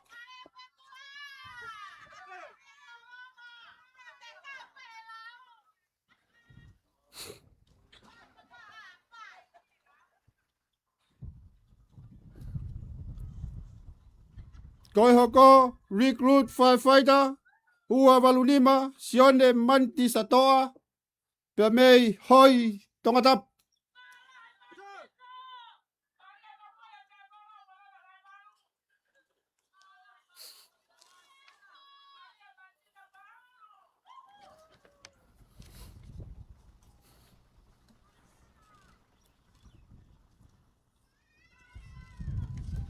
Ko hoko,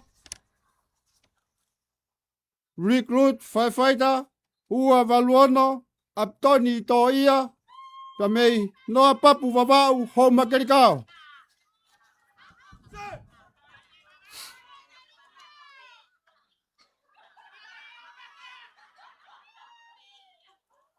Pero no frao si nga certificate. Fata matiafi ke whanau ako. Recruit firefighter ua valfitu pai a teu pa mei tungu a hapai mo makaunga.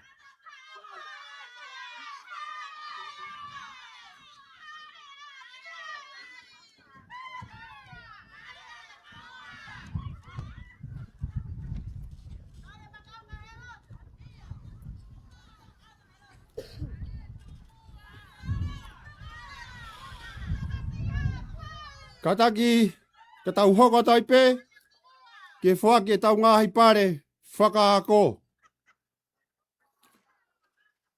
Drill Excellence awarded.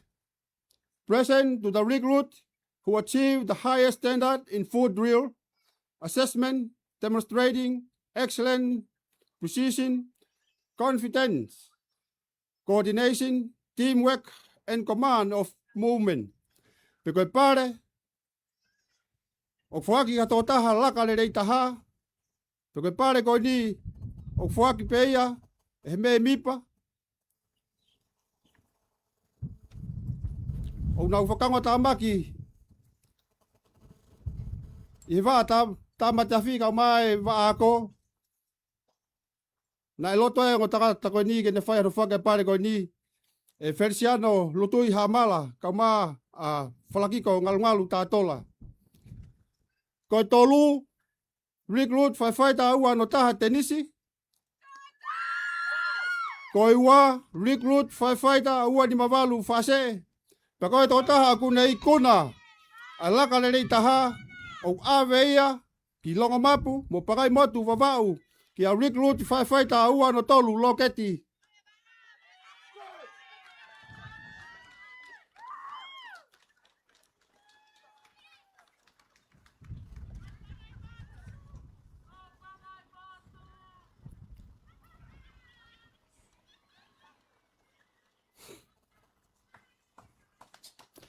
Excellent in Philological Studies award present to the recruit who achieved the highest overall mark in philological subject of the classroom, demonstrating outstanding academic achievement and commitment to learn.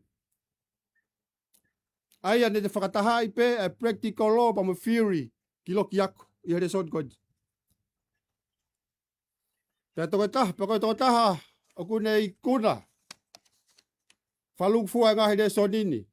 Koe tolu, recruit firefighter, ua fituano, taufa.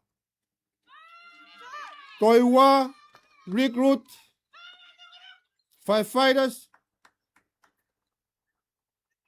hua valuano toia. Peko totaha ku nei kuna ngahi le soni ki loki ako o aveia ki petani niwa fo kolo hapai ki a se recruit sem pahulu.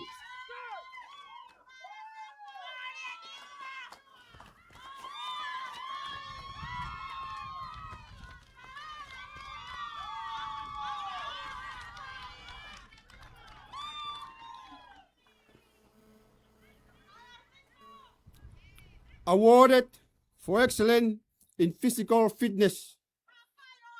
Presented to the recruit who achieved the highest score in physical fitness assessment, demonstrating dedication, determination, and readiness for the demand of operational firefighting and other emergency response. Peko ito taha, na nelei taha i he proklama, ki tua, ka koe whakamalo sino, koe tolu, recruit firefighter ua fituvalu hasiata. Koe wa recruit firefighter ua no wha tonga. Peko ito taha na nei kuna ai physical fitness o awea ki pangai haapai tānea wawau ki a recruit firefighter ua fitua Joseph Taylor Pare.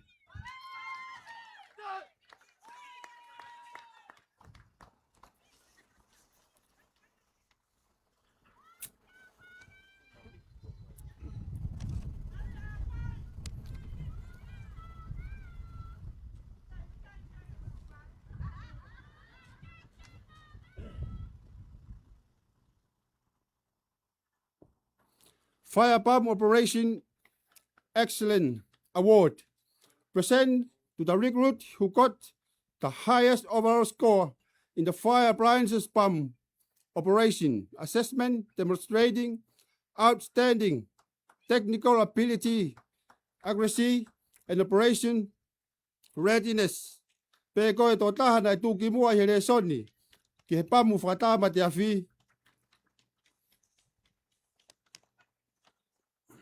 Pea moe pare, koe sila paanga, e valunge au, donated e he kaunga au e pe a tama te awhi. Senior firefighter whinau, leading firefighter whiri, firefighter taipareti, firefighter anau. Na nau whai ahano tata anaki a ki se diti koini, koe panga e valunge au. Pamoe trophy. Koe tolu, recruit firefighter ua fitutaha nau whahu. Koe wā, recruit firefighter ua waunoa whungarei. Pa koe tō taha au kui kuna, ai pare ki here soni pamu o awea ki noa papu wawau, homa kerikao. Ki a recruit firefighter ua waluono Aptoni Toia.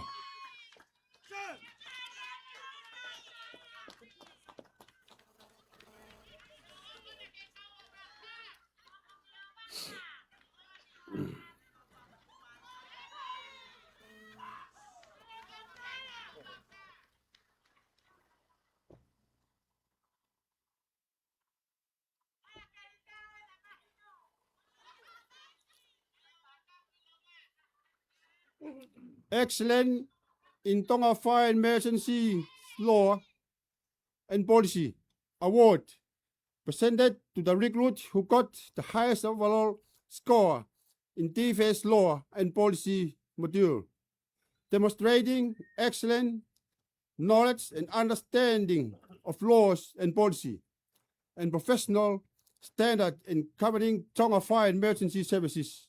Peko tō taha o kunei kuna re soni ki he lao whakatama te awhi.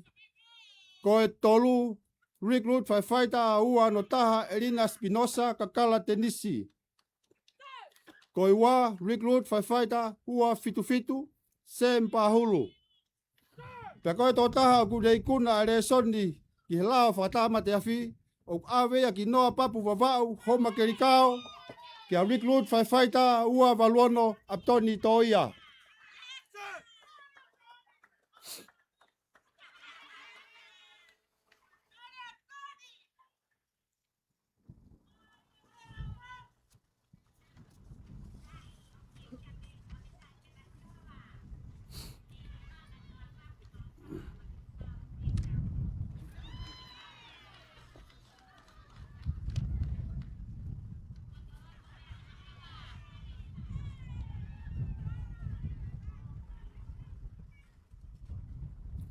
awarded for excellence in discipline and professional conduct, present to the recruit who consistently demonstrated the highest standard of discipline, professionalism, and compliance to training standard throughout the recruit firefighting training course.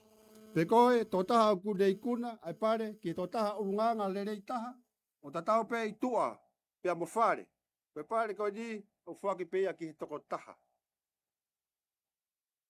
O aweia ki loto foa hapai toko pololo tonga tapu ki a recruit firefighter ua no taha Elina Spinosa Kakala Tenisi.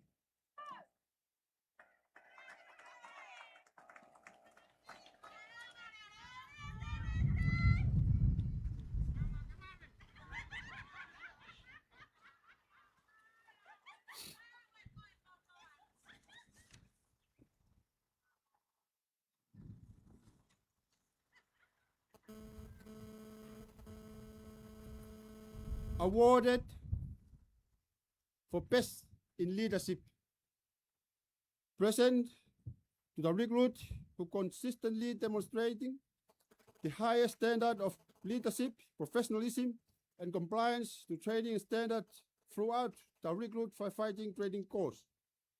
Pe koe tō taha o kudei kuna, ai tō taha taki rei, taha whakanga aue. Ki he recruit koe ni, lo tonga e proklama ko. Koe pare koe ni, o fuaki ia,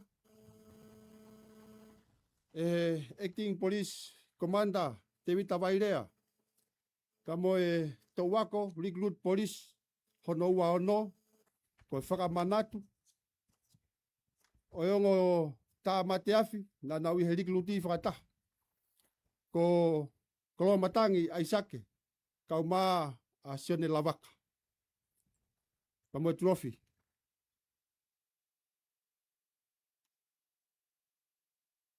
O awea ki hunga wawau, mua whaa tonga tapu, ki a recruit firefighter aua no noa malama halatanu akau.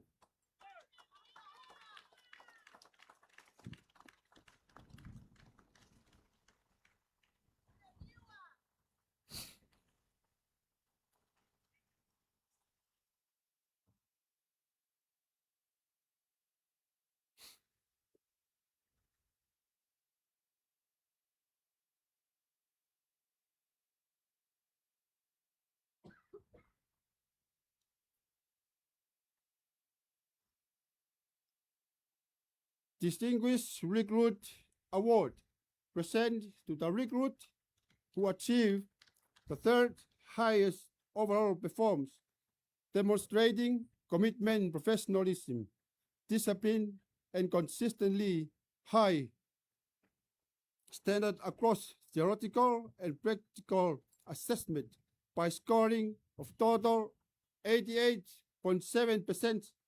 Pe koe tō taha o whaki ai, ai pare ki he tolu whakaluku fua po whakakatoa. Ki he recruit course lofia i wailahi hei muri, whika taha o no, koe pēseti e valunga fulu mā valu, o aveia ki vai ni, o waka wawau, haakame, mo nuku nuku tonga tapu, ki a recruit firefighter, ua fituono mere finau taufa.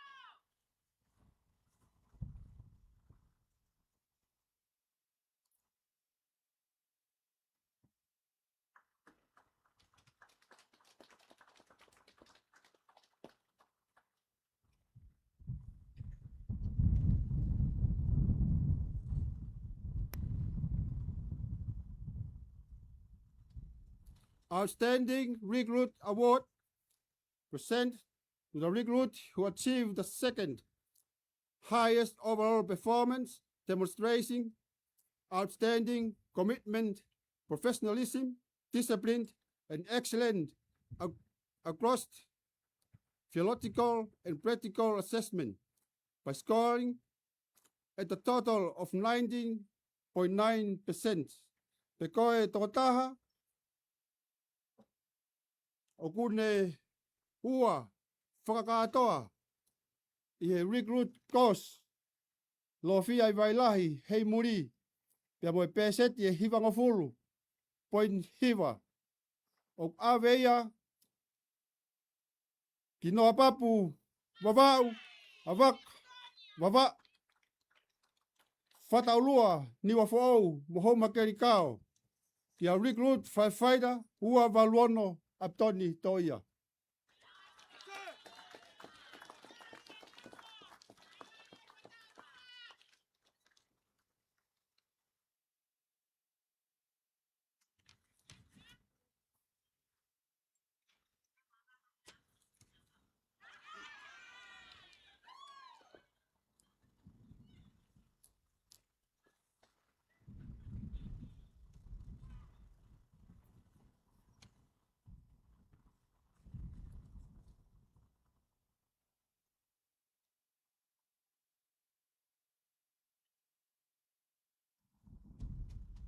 Ik lang lot van vanua.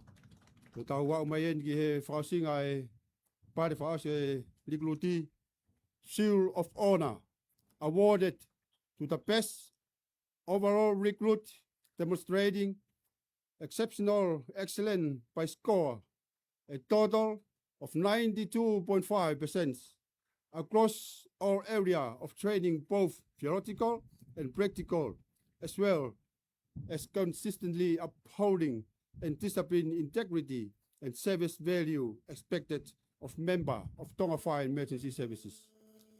Pagka tota ko na ikuna a Seal of Honor a recruiti lo fia I vailahi fika taha no pe mo pese te hiva ngofulu maua poini nima o aveia ki petani niwa fo'ou pei o manu matango anana maufanga mo mataika tongatapu ki a recruit firefighter ua fitu sem pahulu pia mo sila panga tahafe ko ofaia e family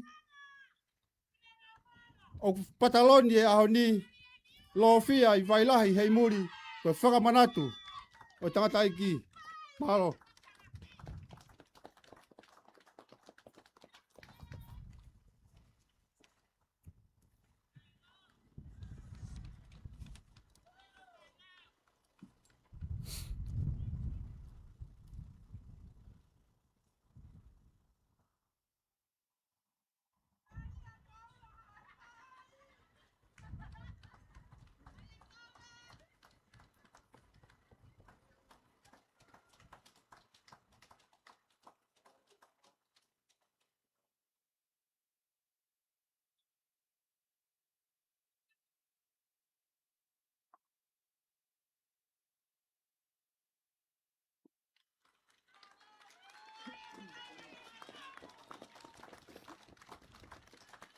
Ik falang lang ko ngata angai e ngahi pare ko faki mai whanau le mai malang.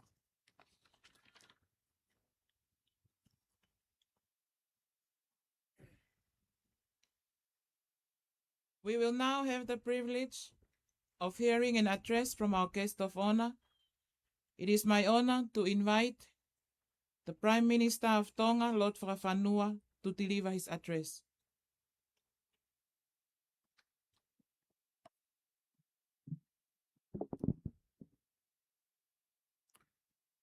Tap moe tau tahe o tua o ka whio he tau o tō Tonga. Tap moe hau e whanua king tupa wono ka mai tahi ni kuini na naspau. Tapa moe tampinis ka o ni tupa o toa u ka alala ka mai whare o ha moe ofu. Tap moe kau whawhonga ngahi pureanga mburi tau kau whataha e aho ni. Tapa moe tangatai ki whaiwhekau, ka maa haalotu.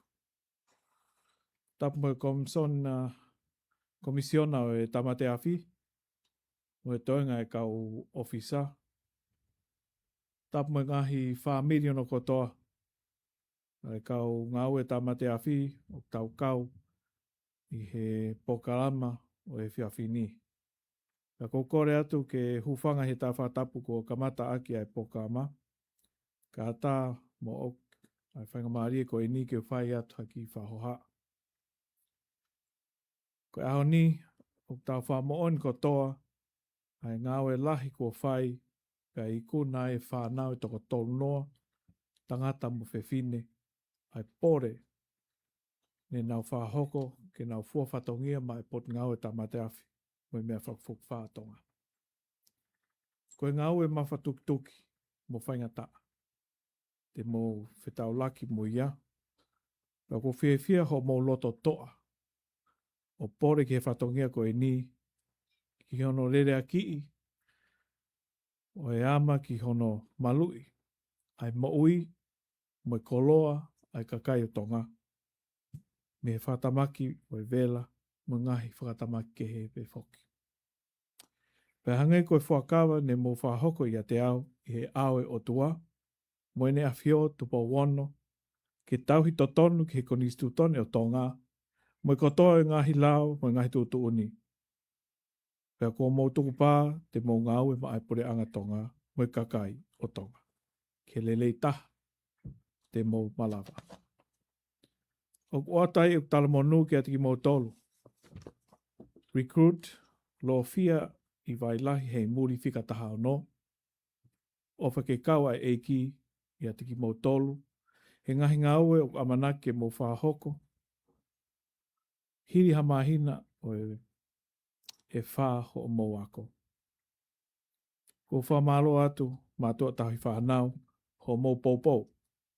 Mo loto lelei kai tuku mai ho mou whanau ki ngā wen. Peko tui e kawia i he tokon lahi ki ati ki mou tolu i he tapa ke he kehe o mo ui mo e whanonga anga. His Excellency Ambassador Liu Wei-min and representatives of the Diplomatic Corps, Ms. Melitonga Taulanga, Reverend Molly Whakawā, Commissioner and officers, recruits, families and friends, distinguished guests, ladies and gentlemen. Today we honor the successful completion of the Lofia Wailahi Hei Muri Recruit Training Course number 16.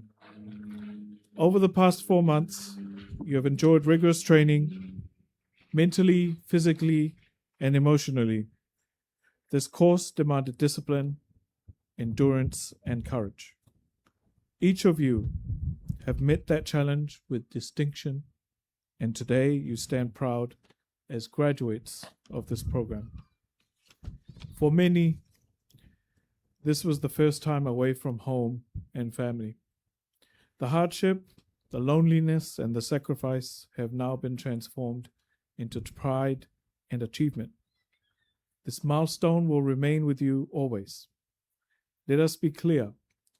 Today is not an end, but the beginning of a journey of service, one that would demand continued dedication and will offer opportunities to lead, protect, and strengthen our nation. I extend sincere gratitude to the training department for their commitment to preparing these recruits and for ensuring that resources, training, and support were made available. We acknowledge the ongoing investment in modernizing our fire service, upgrading equipment and infrastructure, and prioritizing the well-being of our firefighters and communities. We also express appreciation to the President of the Viennese State of the Church of Jesus Christ and Latter-day Saints and the leadership of this institution for graciously allowing us to host the program and providing significant support throughout on this property. I am grateful to the Ambassador from China to Tonga, His Excellency Liu Wei-min, and staff from the diplomatic offices in Tonga for joining us today to affirm the achievements of these recruits. Your presence reflects the valued partnerships that strengthen Tonga's resilience. Special thanks are due to the Commissioner and all staff whose dedication ensured the successful delivery of this program. Parents and guardians, I convey my deepest appreciation for the support you have given your children, enabling them to succeed here. Together, we prepare committed men and women ready to serve beyond themselves for the good of our country. Malo mo poupou mo whakalotolahi. As we celebrate today's achievement, we pray that the Almighty God grant us strength, grant us resilience, and as we fulfill our duty to safeguard the lives and the property of our people. O ofalahi atu, ke tangata mo whiwhine fo o ai pot ngaue, tamate awhi mo mea whakawhawha tonga. Māloi mau whainga maari. Tatau atu.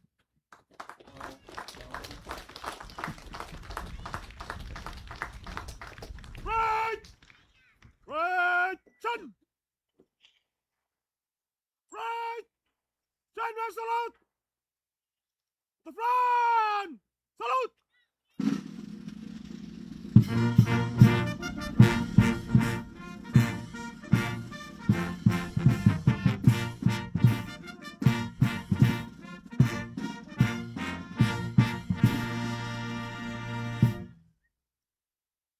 Right! Right! Chen! Right! Close order! March!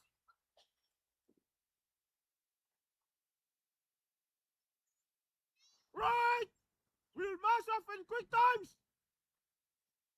Move! To the right! In column of freeze! Reform! Freeze! Right! Ai wow, tanak tuunga, koe passing out ai riguluti fika tao no. Ko ia koe ui ngahi tuunga, ngahi mau pare whaki, ngahi certificate, koe laka atu. Laki nau tolu, toko tolu ngofulu malo, ua tolu tangata, pia toko fitu fefine, laka atu mei he mala e laka. Whai ai whakapapa whaosi. Ki he whawhi whalanglangi, kau whataha mo ki nau tolo ki si ngahi mātua tau whanau. Hoko te pē polo kalama ia.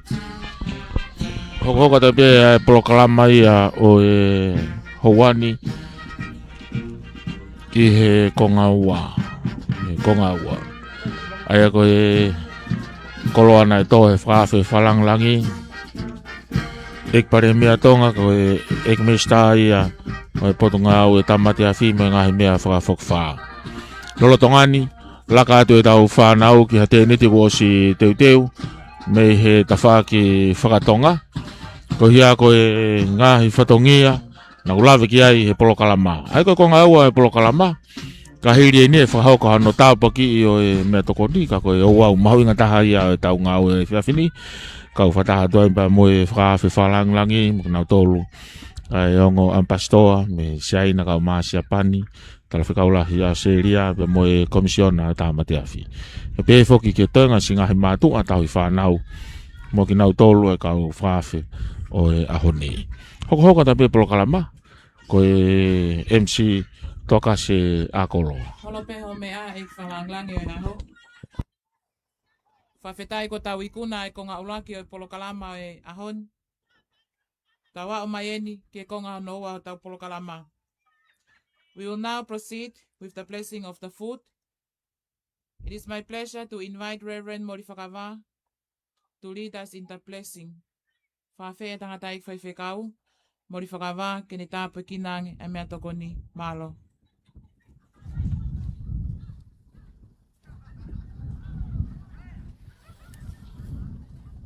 Doa o mau whawhetai atu. Ye mahi no ka te mau tolu kei whonga aula e alunga e ho. Ho awhia tu mau he apiko makeke. Mau whanongoa e ola e ngā ue kua whai e pure ka umahano kau takoni mo e mau whanau. Malo e taki mama. Malo e whaki whaunga. Malo e whakawhainga maari e mea katoa pe. Pea mai mau whanau pea mo e potu ngā ue. Ko o whae ko te umahe e potu ngā ue. Ko hiko e whakalanglanga e honi. Kau whafofonga ngahi pureanga muri ku nau mea heni. Pe kisi kau whakawhi katoa pe ko nau whea. Ai api ko makeke. Whatawange. Kailo e whakalanglangi pea mau tō inasi ai. Fou mea haiwi. Whakakato fie fia e honi. Ia si sukalaisi ko alo, ko ia mau whakamoi. Amen.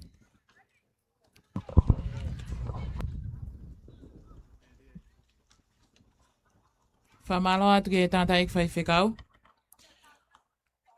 Lotonga e tau taritari ki he polokalama hoko e whaari ari pa me he whanau ko nau ikuna e ahoni. Kau ako tā mate awhi. Lo fia i wailahi hei muri hono ngofuru mao no. Ko kore ai ki he DJ ke ne kātaki. Tuku mai moa whasi ke whamama whana ki ai hao whanga. He koe aho pēne o fia i kuna. Pa mo aho e vale i atama. Malo. Ko ngau polokalama e honi. Kau whata atu mo e potungau e tamate a whi kau mai ngahi mea whakawhokwha. I he malari aho laka ki tua e kau ako. Ko ono hongo fulu maa no, ai a iloa pe a whakahingoa, ko e lofia i wailahi hei muri. Ko e lama kakato e ngahi iau au o e tuunga, ngahi tuunga, mo toko taha kone tuki mua, i he whatongia e ahoni, pe a ikai ngatai, lama lerei pe a mo e iau au laka whakari ari, o e ngahi polokalama, i he malae o e laka. Hoko mai i he konga ua, o tonga tufa atu he lolo tongani e ngahi laulau mea tokoni. Ko inasi ai ai matua tau i whanau. Pea pehe foki ki nau tolu hono katoa ku nau lava mai i he wau mahu ingani. Ko e konga ulaki o e polokalamani, ko e fire demonstrations. Aia e whakari ai he whanau ako.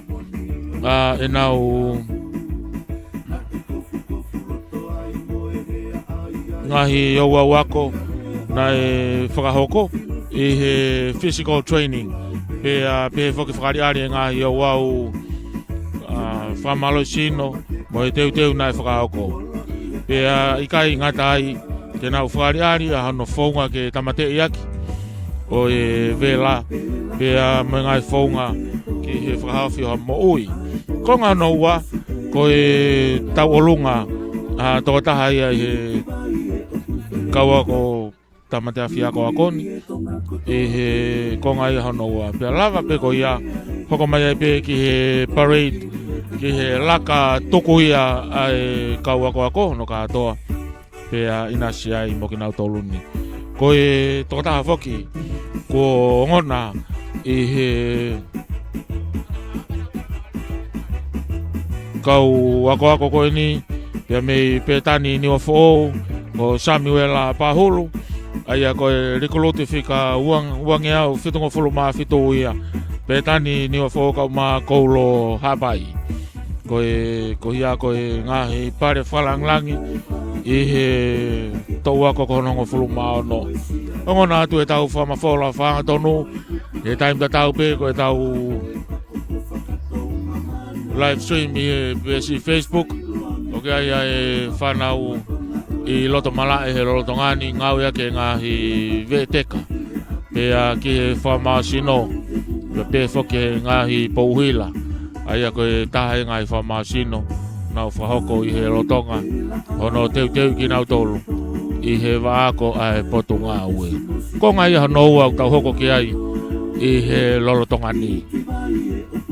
Ke i fia peke whakamalo ia, ai potu ngā ue tāmate a whi, ngai mea whawhokwha i he manatua, pia mo e kauwhataha i hono whapanga. I hono sponsor ai whamawhola whangatonu i he walwhitpoini mai whaema. Kauwhataha atu pia mo e live stream i he pesi Facebook. Pe whoki ki he YouTube, ku ke inasi ai ai tonga kotoa. Mo ke nau tolu koi ai ngā he loto whare, pia mo e otomurina whoki.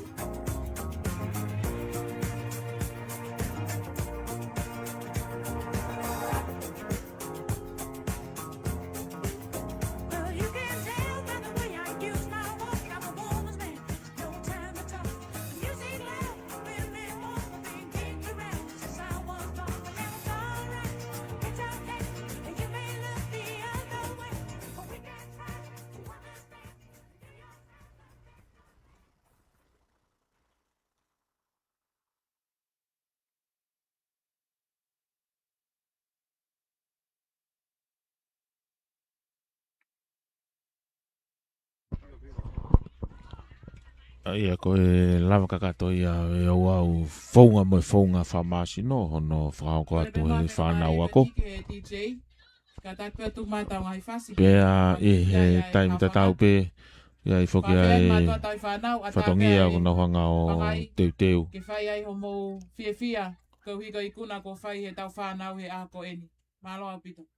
Ai o nau teu teu ai ngā whatongia ki hono whaari ari. Ai whaunga ko ia ke tamate ia ki ai vera.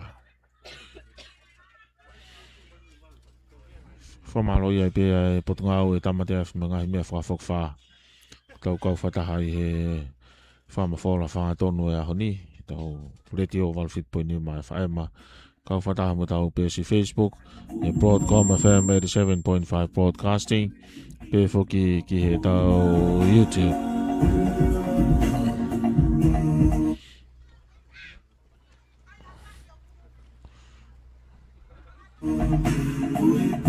Koe ngai whatongi ai honi i he o au tanak tonga ai potunga au e tamate asi me ngai mea whakawhokwha malawa ke tau kau whata i he ahoni me mono ngai ngā whatongi a o inasi ai ngai lotwhare o ngai whamiri a pe whoki ka te kinau tolu i he otomorina tau wakai mai ki he tau whanau e lau lere ia whatongi a o e ahoni.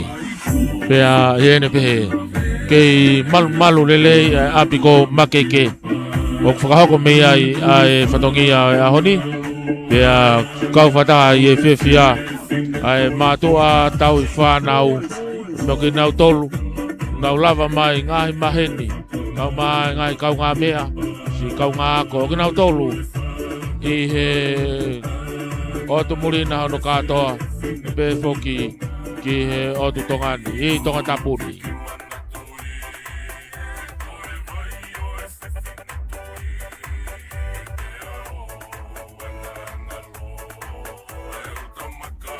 E koe pōkala mai tūte watu he hono tongani ki he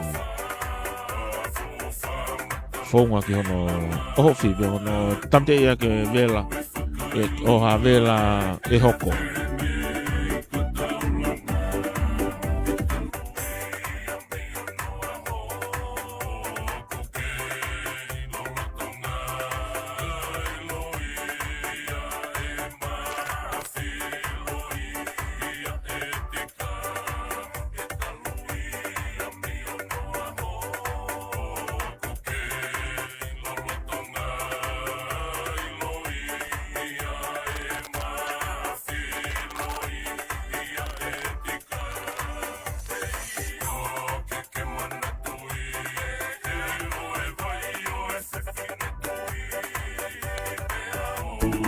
Aia koe e houani i he e tau whamawhola whangatonu ku inasi ai i he lolotongani a kinau tolu ko ia mei he ngahi otomoto whawhiawhia e whiohi ai mātua tau i whanau pea mo kinau tolu ko ni hono katoa pe ko tau kau whataha i he polokalama mahuinga o e whiawhini kaike pakahifo ki he polokalama Gaya ni o kinau tolu i tonga tapuni me ngahi tapake o tonga tapuni me foki me no papu vavau o hunga moa whai tonga tapu pia mo vavau ki loto foa i hapai ke foki ki nihi o kinau tolu i tau whanau tangata whanau pe fine u wakahi foko toko lahi a kinau tolu pe me funga funua i eua pea kau whataha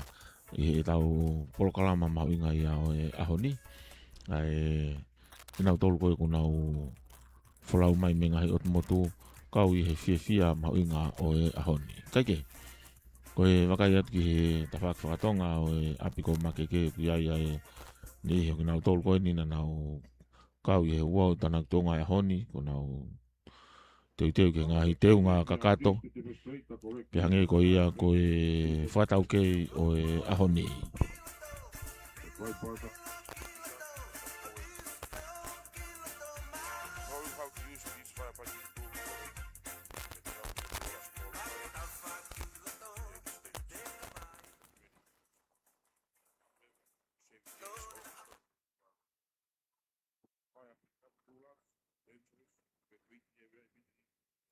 aso 999.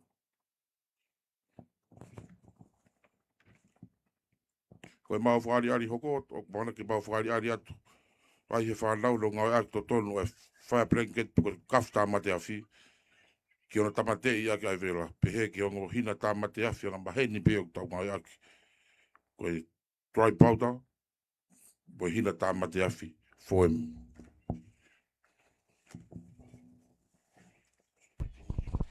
Amana ki whaariari he whanau ako ai whonga to tonu ki ono ngau aki. Ai a koe whonga koe ni ki ono tūsi o e whetutaki ai e a. Koe ngahi ele me ni te tolu. Ngahi ele me ni te tolu. Ngau whatupunga ai kamata ai vela. Kau ai ai ea, pe koe oxygen, pe whoki he heat, pe a moe koloa koe ia ko ala malawa ke vela. Ai a koe si tūsi ai talamo. Pe a ringi ki ai pe a moe ngahi lolo. Whataha pe a moe pensini. Pe a e tutuia. Ka e whakari he whanau. Ao no whaunga ke tamate i aki. Ai koe ngahi sipi kafu. Pe a koe whai a blanket. Pe a kau whataha moe ngahi hina tamate afi totonu. Rotongani, motoko ia here ti o. Rotonga tutu ai. Kono ino ia whonga tamate afi totonu. Mono whakanga i ngai mea ngau tamate afi. E lawa ke tokoni ke mapule e ke ki afi. I ene KCC. Pia malawa ke le tau fi ia mi ene mafola. Kaike, ko malu o kulak whakabua moa maupe. Ka pau e fulahi. Tunga whakatuta maki o mafola i vela. Ka taki. Whetukutuku he whaketaha pia whetutaki mai ki he whika ko hiwe hiwa. Ki e mō pot ngau e tamate afi.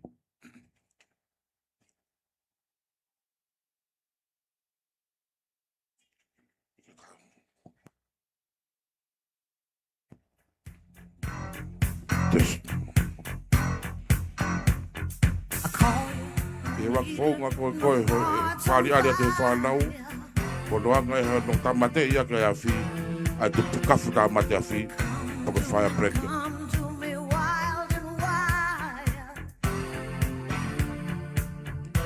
E ngai whonga whokoti te mola whonga ea ko mongahi api. O ka pau e hoko a vela. Kai maka tunga fi e tunga ia ia vela.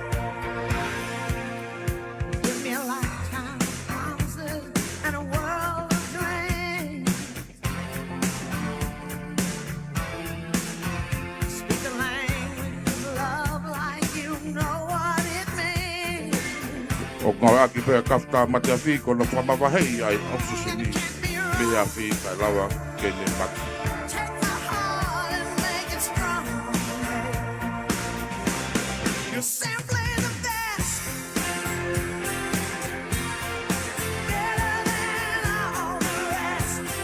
I he whaunga hono wā o ngau aki ai hina tā mate a whi dry powder.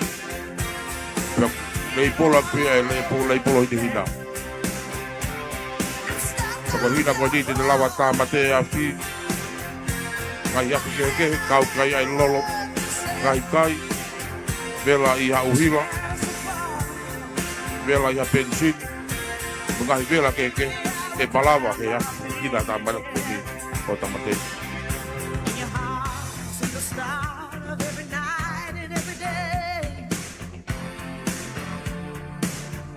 Ia whaunga no tolu. Ko hina tamate ia whaue. Pa te mo ilo kia au ku leipola kia e leipola lan pulu. E hina tamate a koe ni te lawa tamate a fia o tamate ia vela. Tato whita ke he vela ha pensin. Vela i ti solo. Vela a kasa. Pangahi vela ke he pe i hene kei tuunga. Sisi te ke au katunga whakatuta maki. Ake pe ko ia koe whakapanatu atu koe ni. E ngai whonga ko ni te molawa pe o whai hong mo ngai taktapi. Pia ka hoko katunga te whakatuta maki. Ka tak whakawawe taha. Whetutaki mai ke hiwe hiwa. Ke moput ngau tamate a whi. Palo pito.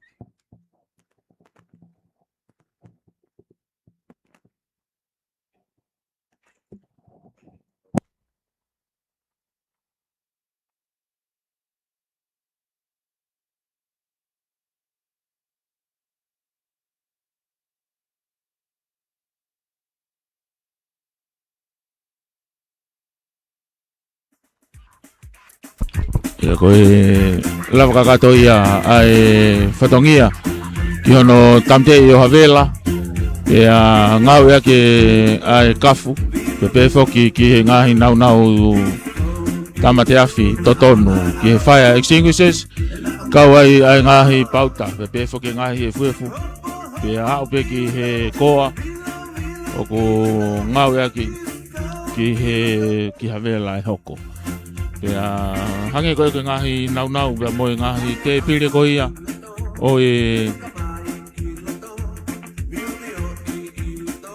nau ki hono tamate i o e afi ai aku malawa peke ilo ki ai ki nau tolu pea moe mea ngau e totonu ki hono tamate i aki o e vela ai ke ngahi kalasia o e vela no whakako he nau whanau ka i he houani hoko tai pe ki he ngahi whakariari koe e whahako he tau longa e whanau ako e toko tolunga fulu malo i he ahoni kai ke he lava ia e konga uraki o e whakariari e tau whanau e ngahi taha e ngahi teu kona whahako hoko mai eni ki he tau olunga ai ako e tau olunga koni e whahako ia e he taha o e whanau whewhine oku nau kau i he whakatahangani. Whakawhewhia pita te whakaiat ki he mātua. Ka mā ki nau tolu ai whamili. Ko nau wholau mai pia me he ngahi otumotu ke kau whataha i he maalari. Moe whatongia o e potunga au e tamate awhi pia moe ngahi mea whakawhokwha. Tau wau mahin ke whaliari whao se whai pia me he kawako tamate awhi lo whia i waila hei muri. Whahoka toa ia e tau olunga, e recruit firefighter, ua no taha tenisi. Palo.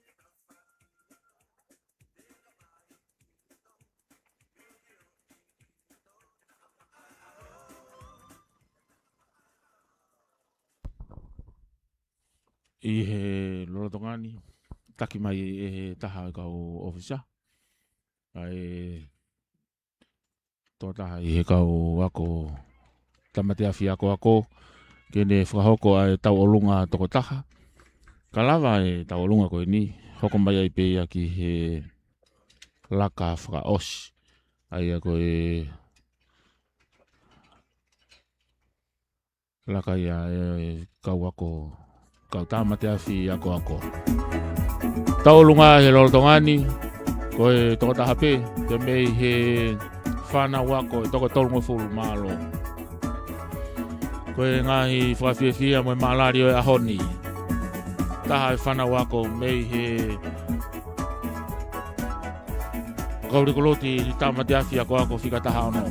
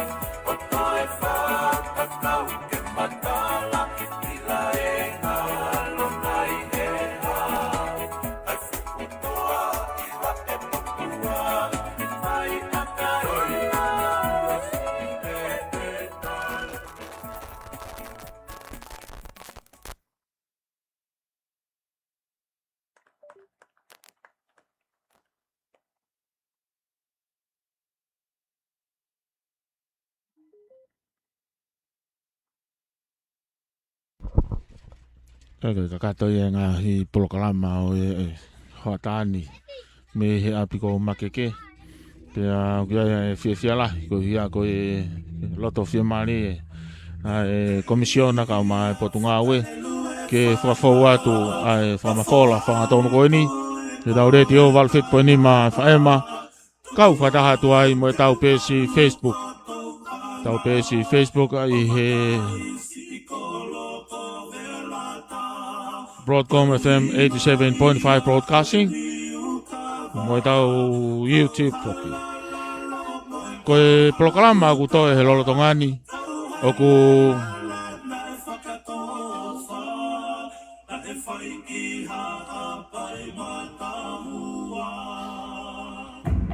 ono mai ai e whanau ako ke fōmua e o aulaka o e ahoni pe kalava pe e laka ko e hokatai pe ki he lotu tuku pe tutuku ai pe mo ngawe anga o e ahoni mawhana pe whakawhiwhia wakai ki te kinau tolu o e mātua ki pou mai he nau whanau o nau whlau mai pe mei wawau ka maha pai pe mo e ua ko wakai hi whakai mo e inasi ko e mo toko taha i niua whaou kau mai i he polokalama mau inga o e ahoni pea kai pea amanaki o pautaki atu e ngahi i whakamafola i he tau live stream pea ke tau retio pea mo inasi ai ki mo tolu kotoa ko ia e ngahi otomotona fia whoke wakai atu ya te kinau tolu i fia mai moa ai whalahea o e whanua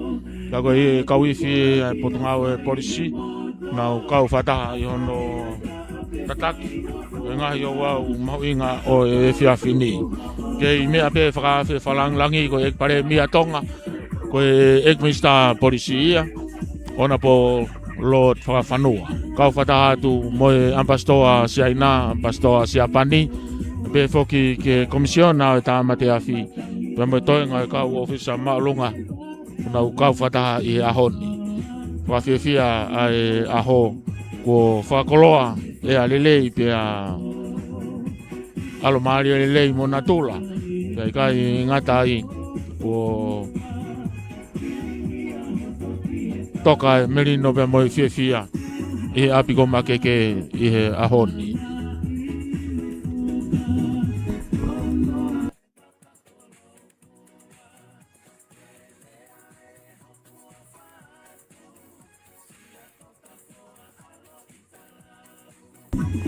Kei whakamanato atu ai pēa e tau whika telefoni. Mo tolu ko ia hoko e ngahi whatamaki vela. Api no whoanga, ka maa e ngahi api uta. Ko e whika telefoni o ku taha peki ai e tau whetutaki. Ko e hiva. Ai ko hiva e tolu. Ika lava o whetutaki mo whakahoko mai ai. Ripoti ha ngahi whatamaki vela o ku hoko. Pea i ngata ai. Silava lelei pe e koe pia mea pina o whakaihihei ai velana hoko. Ai koe ngahi ura ki whakaukau ia pia moe whatongia te tau whetokoni aki ai pia ke tau pou ki ai haue ki moe kakai o e whanua kakohono whakaihihei o e velana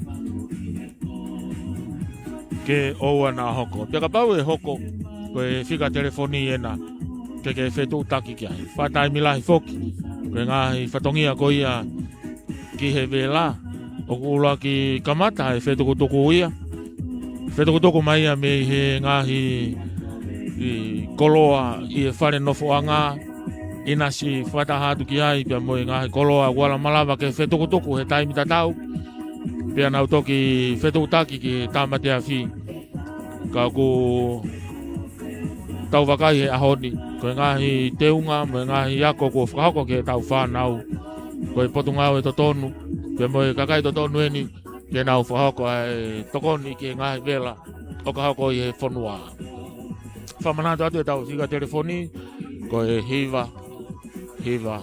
Ai ko e hiva tolu. Pea pe foki ai whiawhia ke whamanatu pe ke kakai o e whanua. Ka hoko ai vela i apina. Whetoko rewa ai family ko e taupotu taha ia. Whetoko ai family e kono ohinga ko e moui o ku taha pe. Pea i kai ngatai whetutaki rewa ki he whika telefoni hiva. E nau whahoko e ngahi ngā ue whahao whi koloa pea moui. Kai ke tau inasi ai e he ahoni me apiko makeke.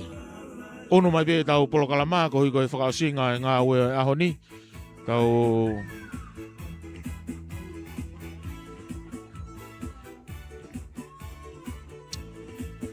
whamafola, whangatonu me he tanak kouau, tanak tunga. Ai kau tamate awhi ako ako kohonongo fulu maa ono.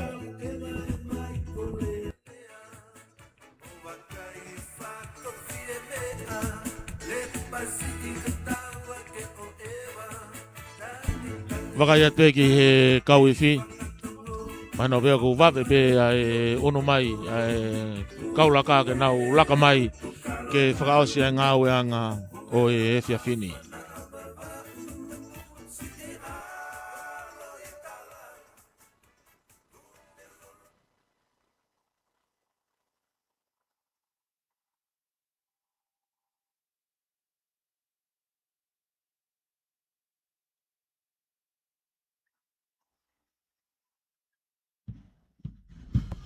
Kauiwhi ai potungau e polistonga.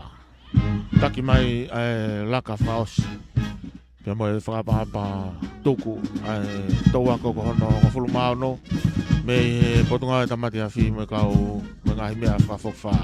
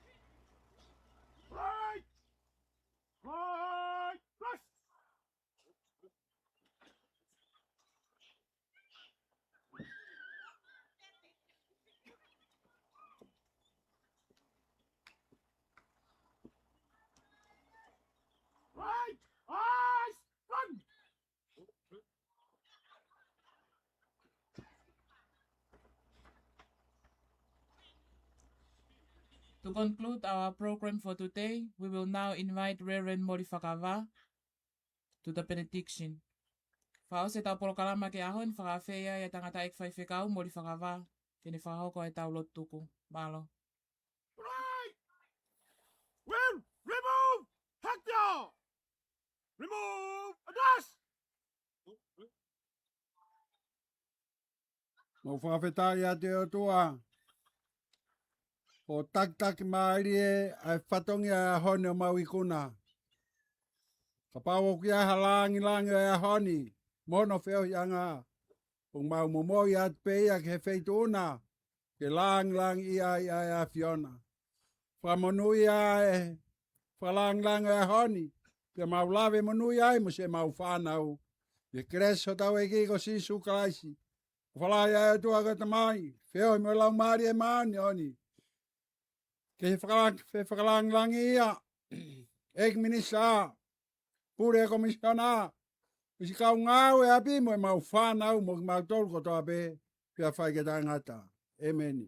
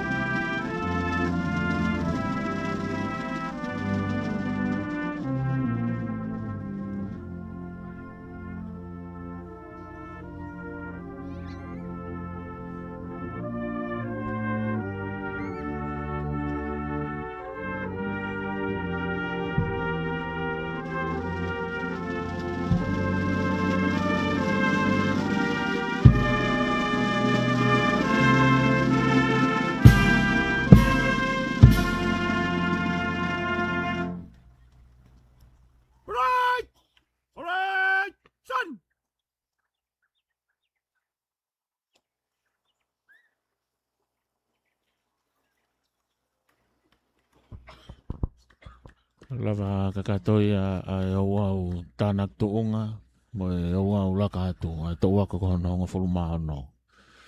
Kau tāmate a fi, ako potunga au e tāmate a fi, me ngā hi mea whakawhā. Me atu e whakawhi whalanglangi. Ona po lot whakawhanoa, kako e ekpare mea tonga, ek me staa ia potunga au e polisi, tāmate a fi kau mā e pirisone. Lava kakato e whatongi a whamawhola e ahoni. Teu wai pe a e whanau. Whanau ako ke nau lakato ai pe ki tua ka koe uhinga i a polokalama maho inga e ahoni. Koe passing out parade. Ai a koe lakato me he api ako o lava kakato ai mahina e wha malo. Hono teu ki nau tolu. I he potunga au e. Waka iat koe sare te misini, mea whanonga ini ai ampastoa sia ina. Mawa hea tu moia, hoko mai ai mea whanonga ai sare te misini ai ampastoa sia pani.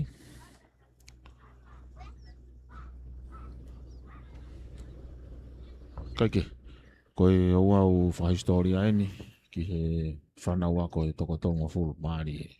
Toko ua tolua e tau whanau tangata. Pea toko fitu mi ai ko e whanau whewhine. Ko hipe koe mahu inga e polokalama e ahoni whamalo i ai pe e komisiona e tāmate awhi. I he whewhine. Pea mo e whatongia mo e whamafola. O hia ko e ke loto whia maari. Ke waka atu ai ngā ue ahoni. Koe lau kakatoi au polokalama me makeke. Whamalo i o kau hoa ngāwe ki ahoni. Tupourea. Kau mā pita takafua. E ki Webster Lea Junior. Wau whirisonu whina nofo. Mau tatau atu he me makeke. Laka whataha atu pe mo kau ako. I he ngāwe ahoni. E whakatau ange pe. Wau taki lele i ata. Malo bito mou mea mai. Ka mou mea.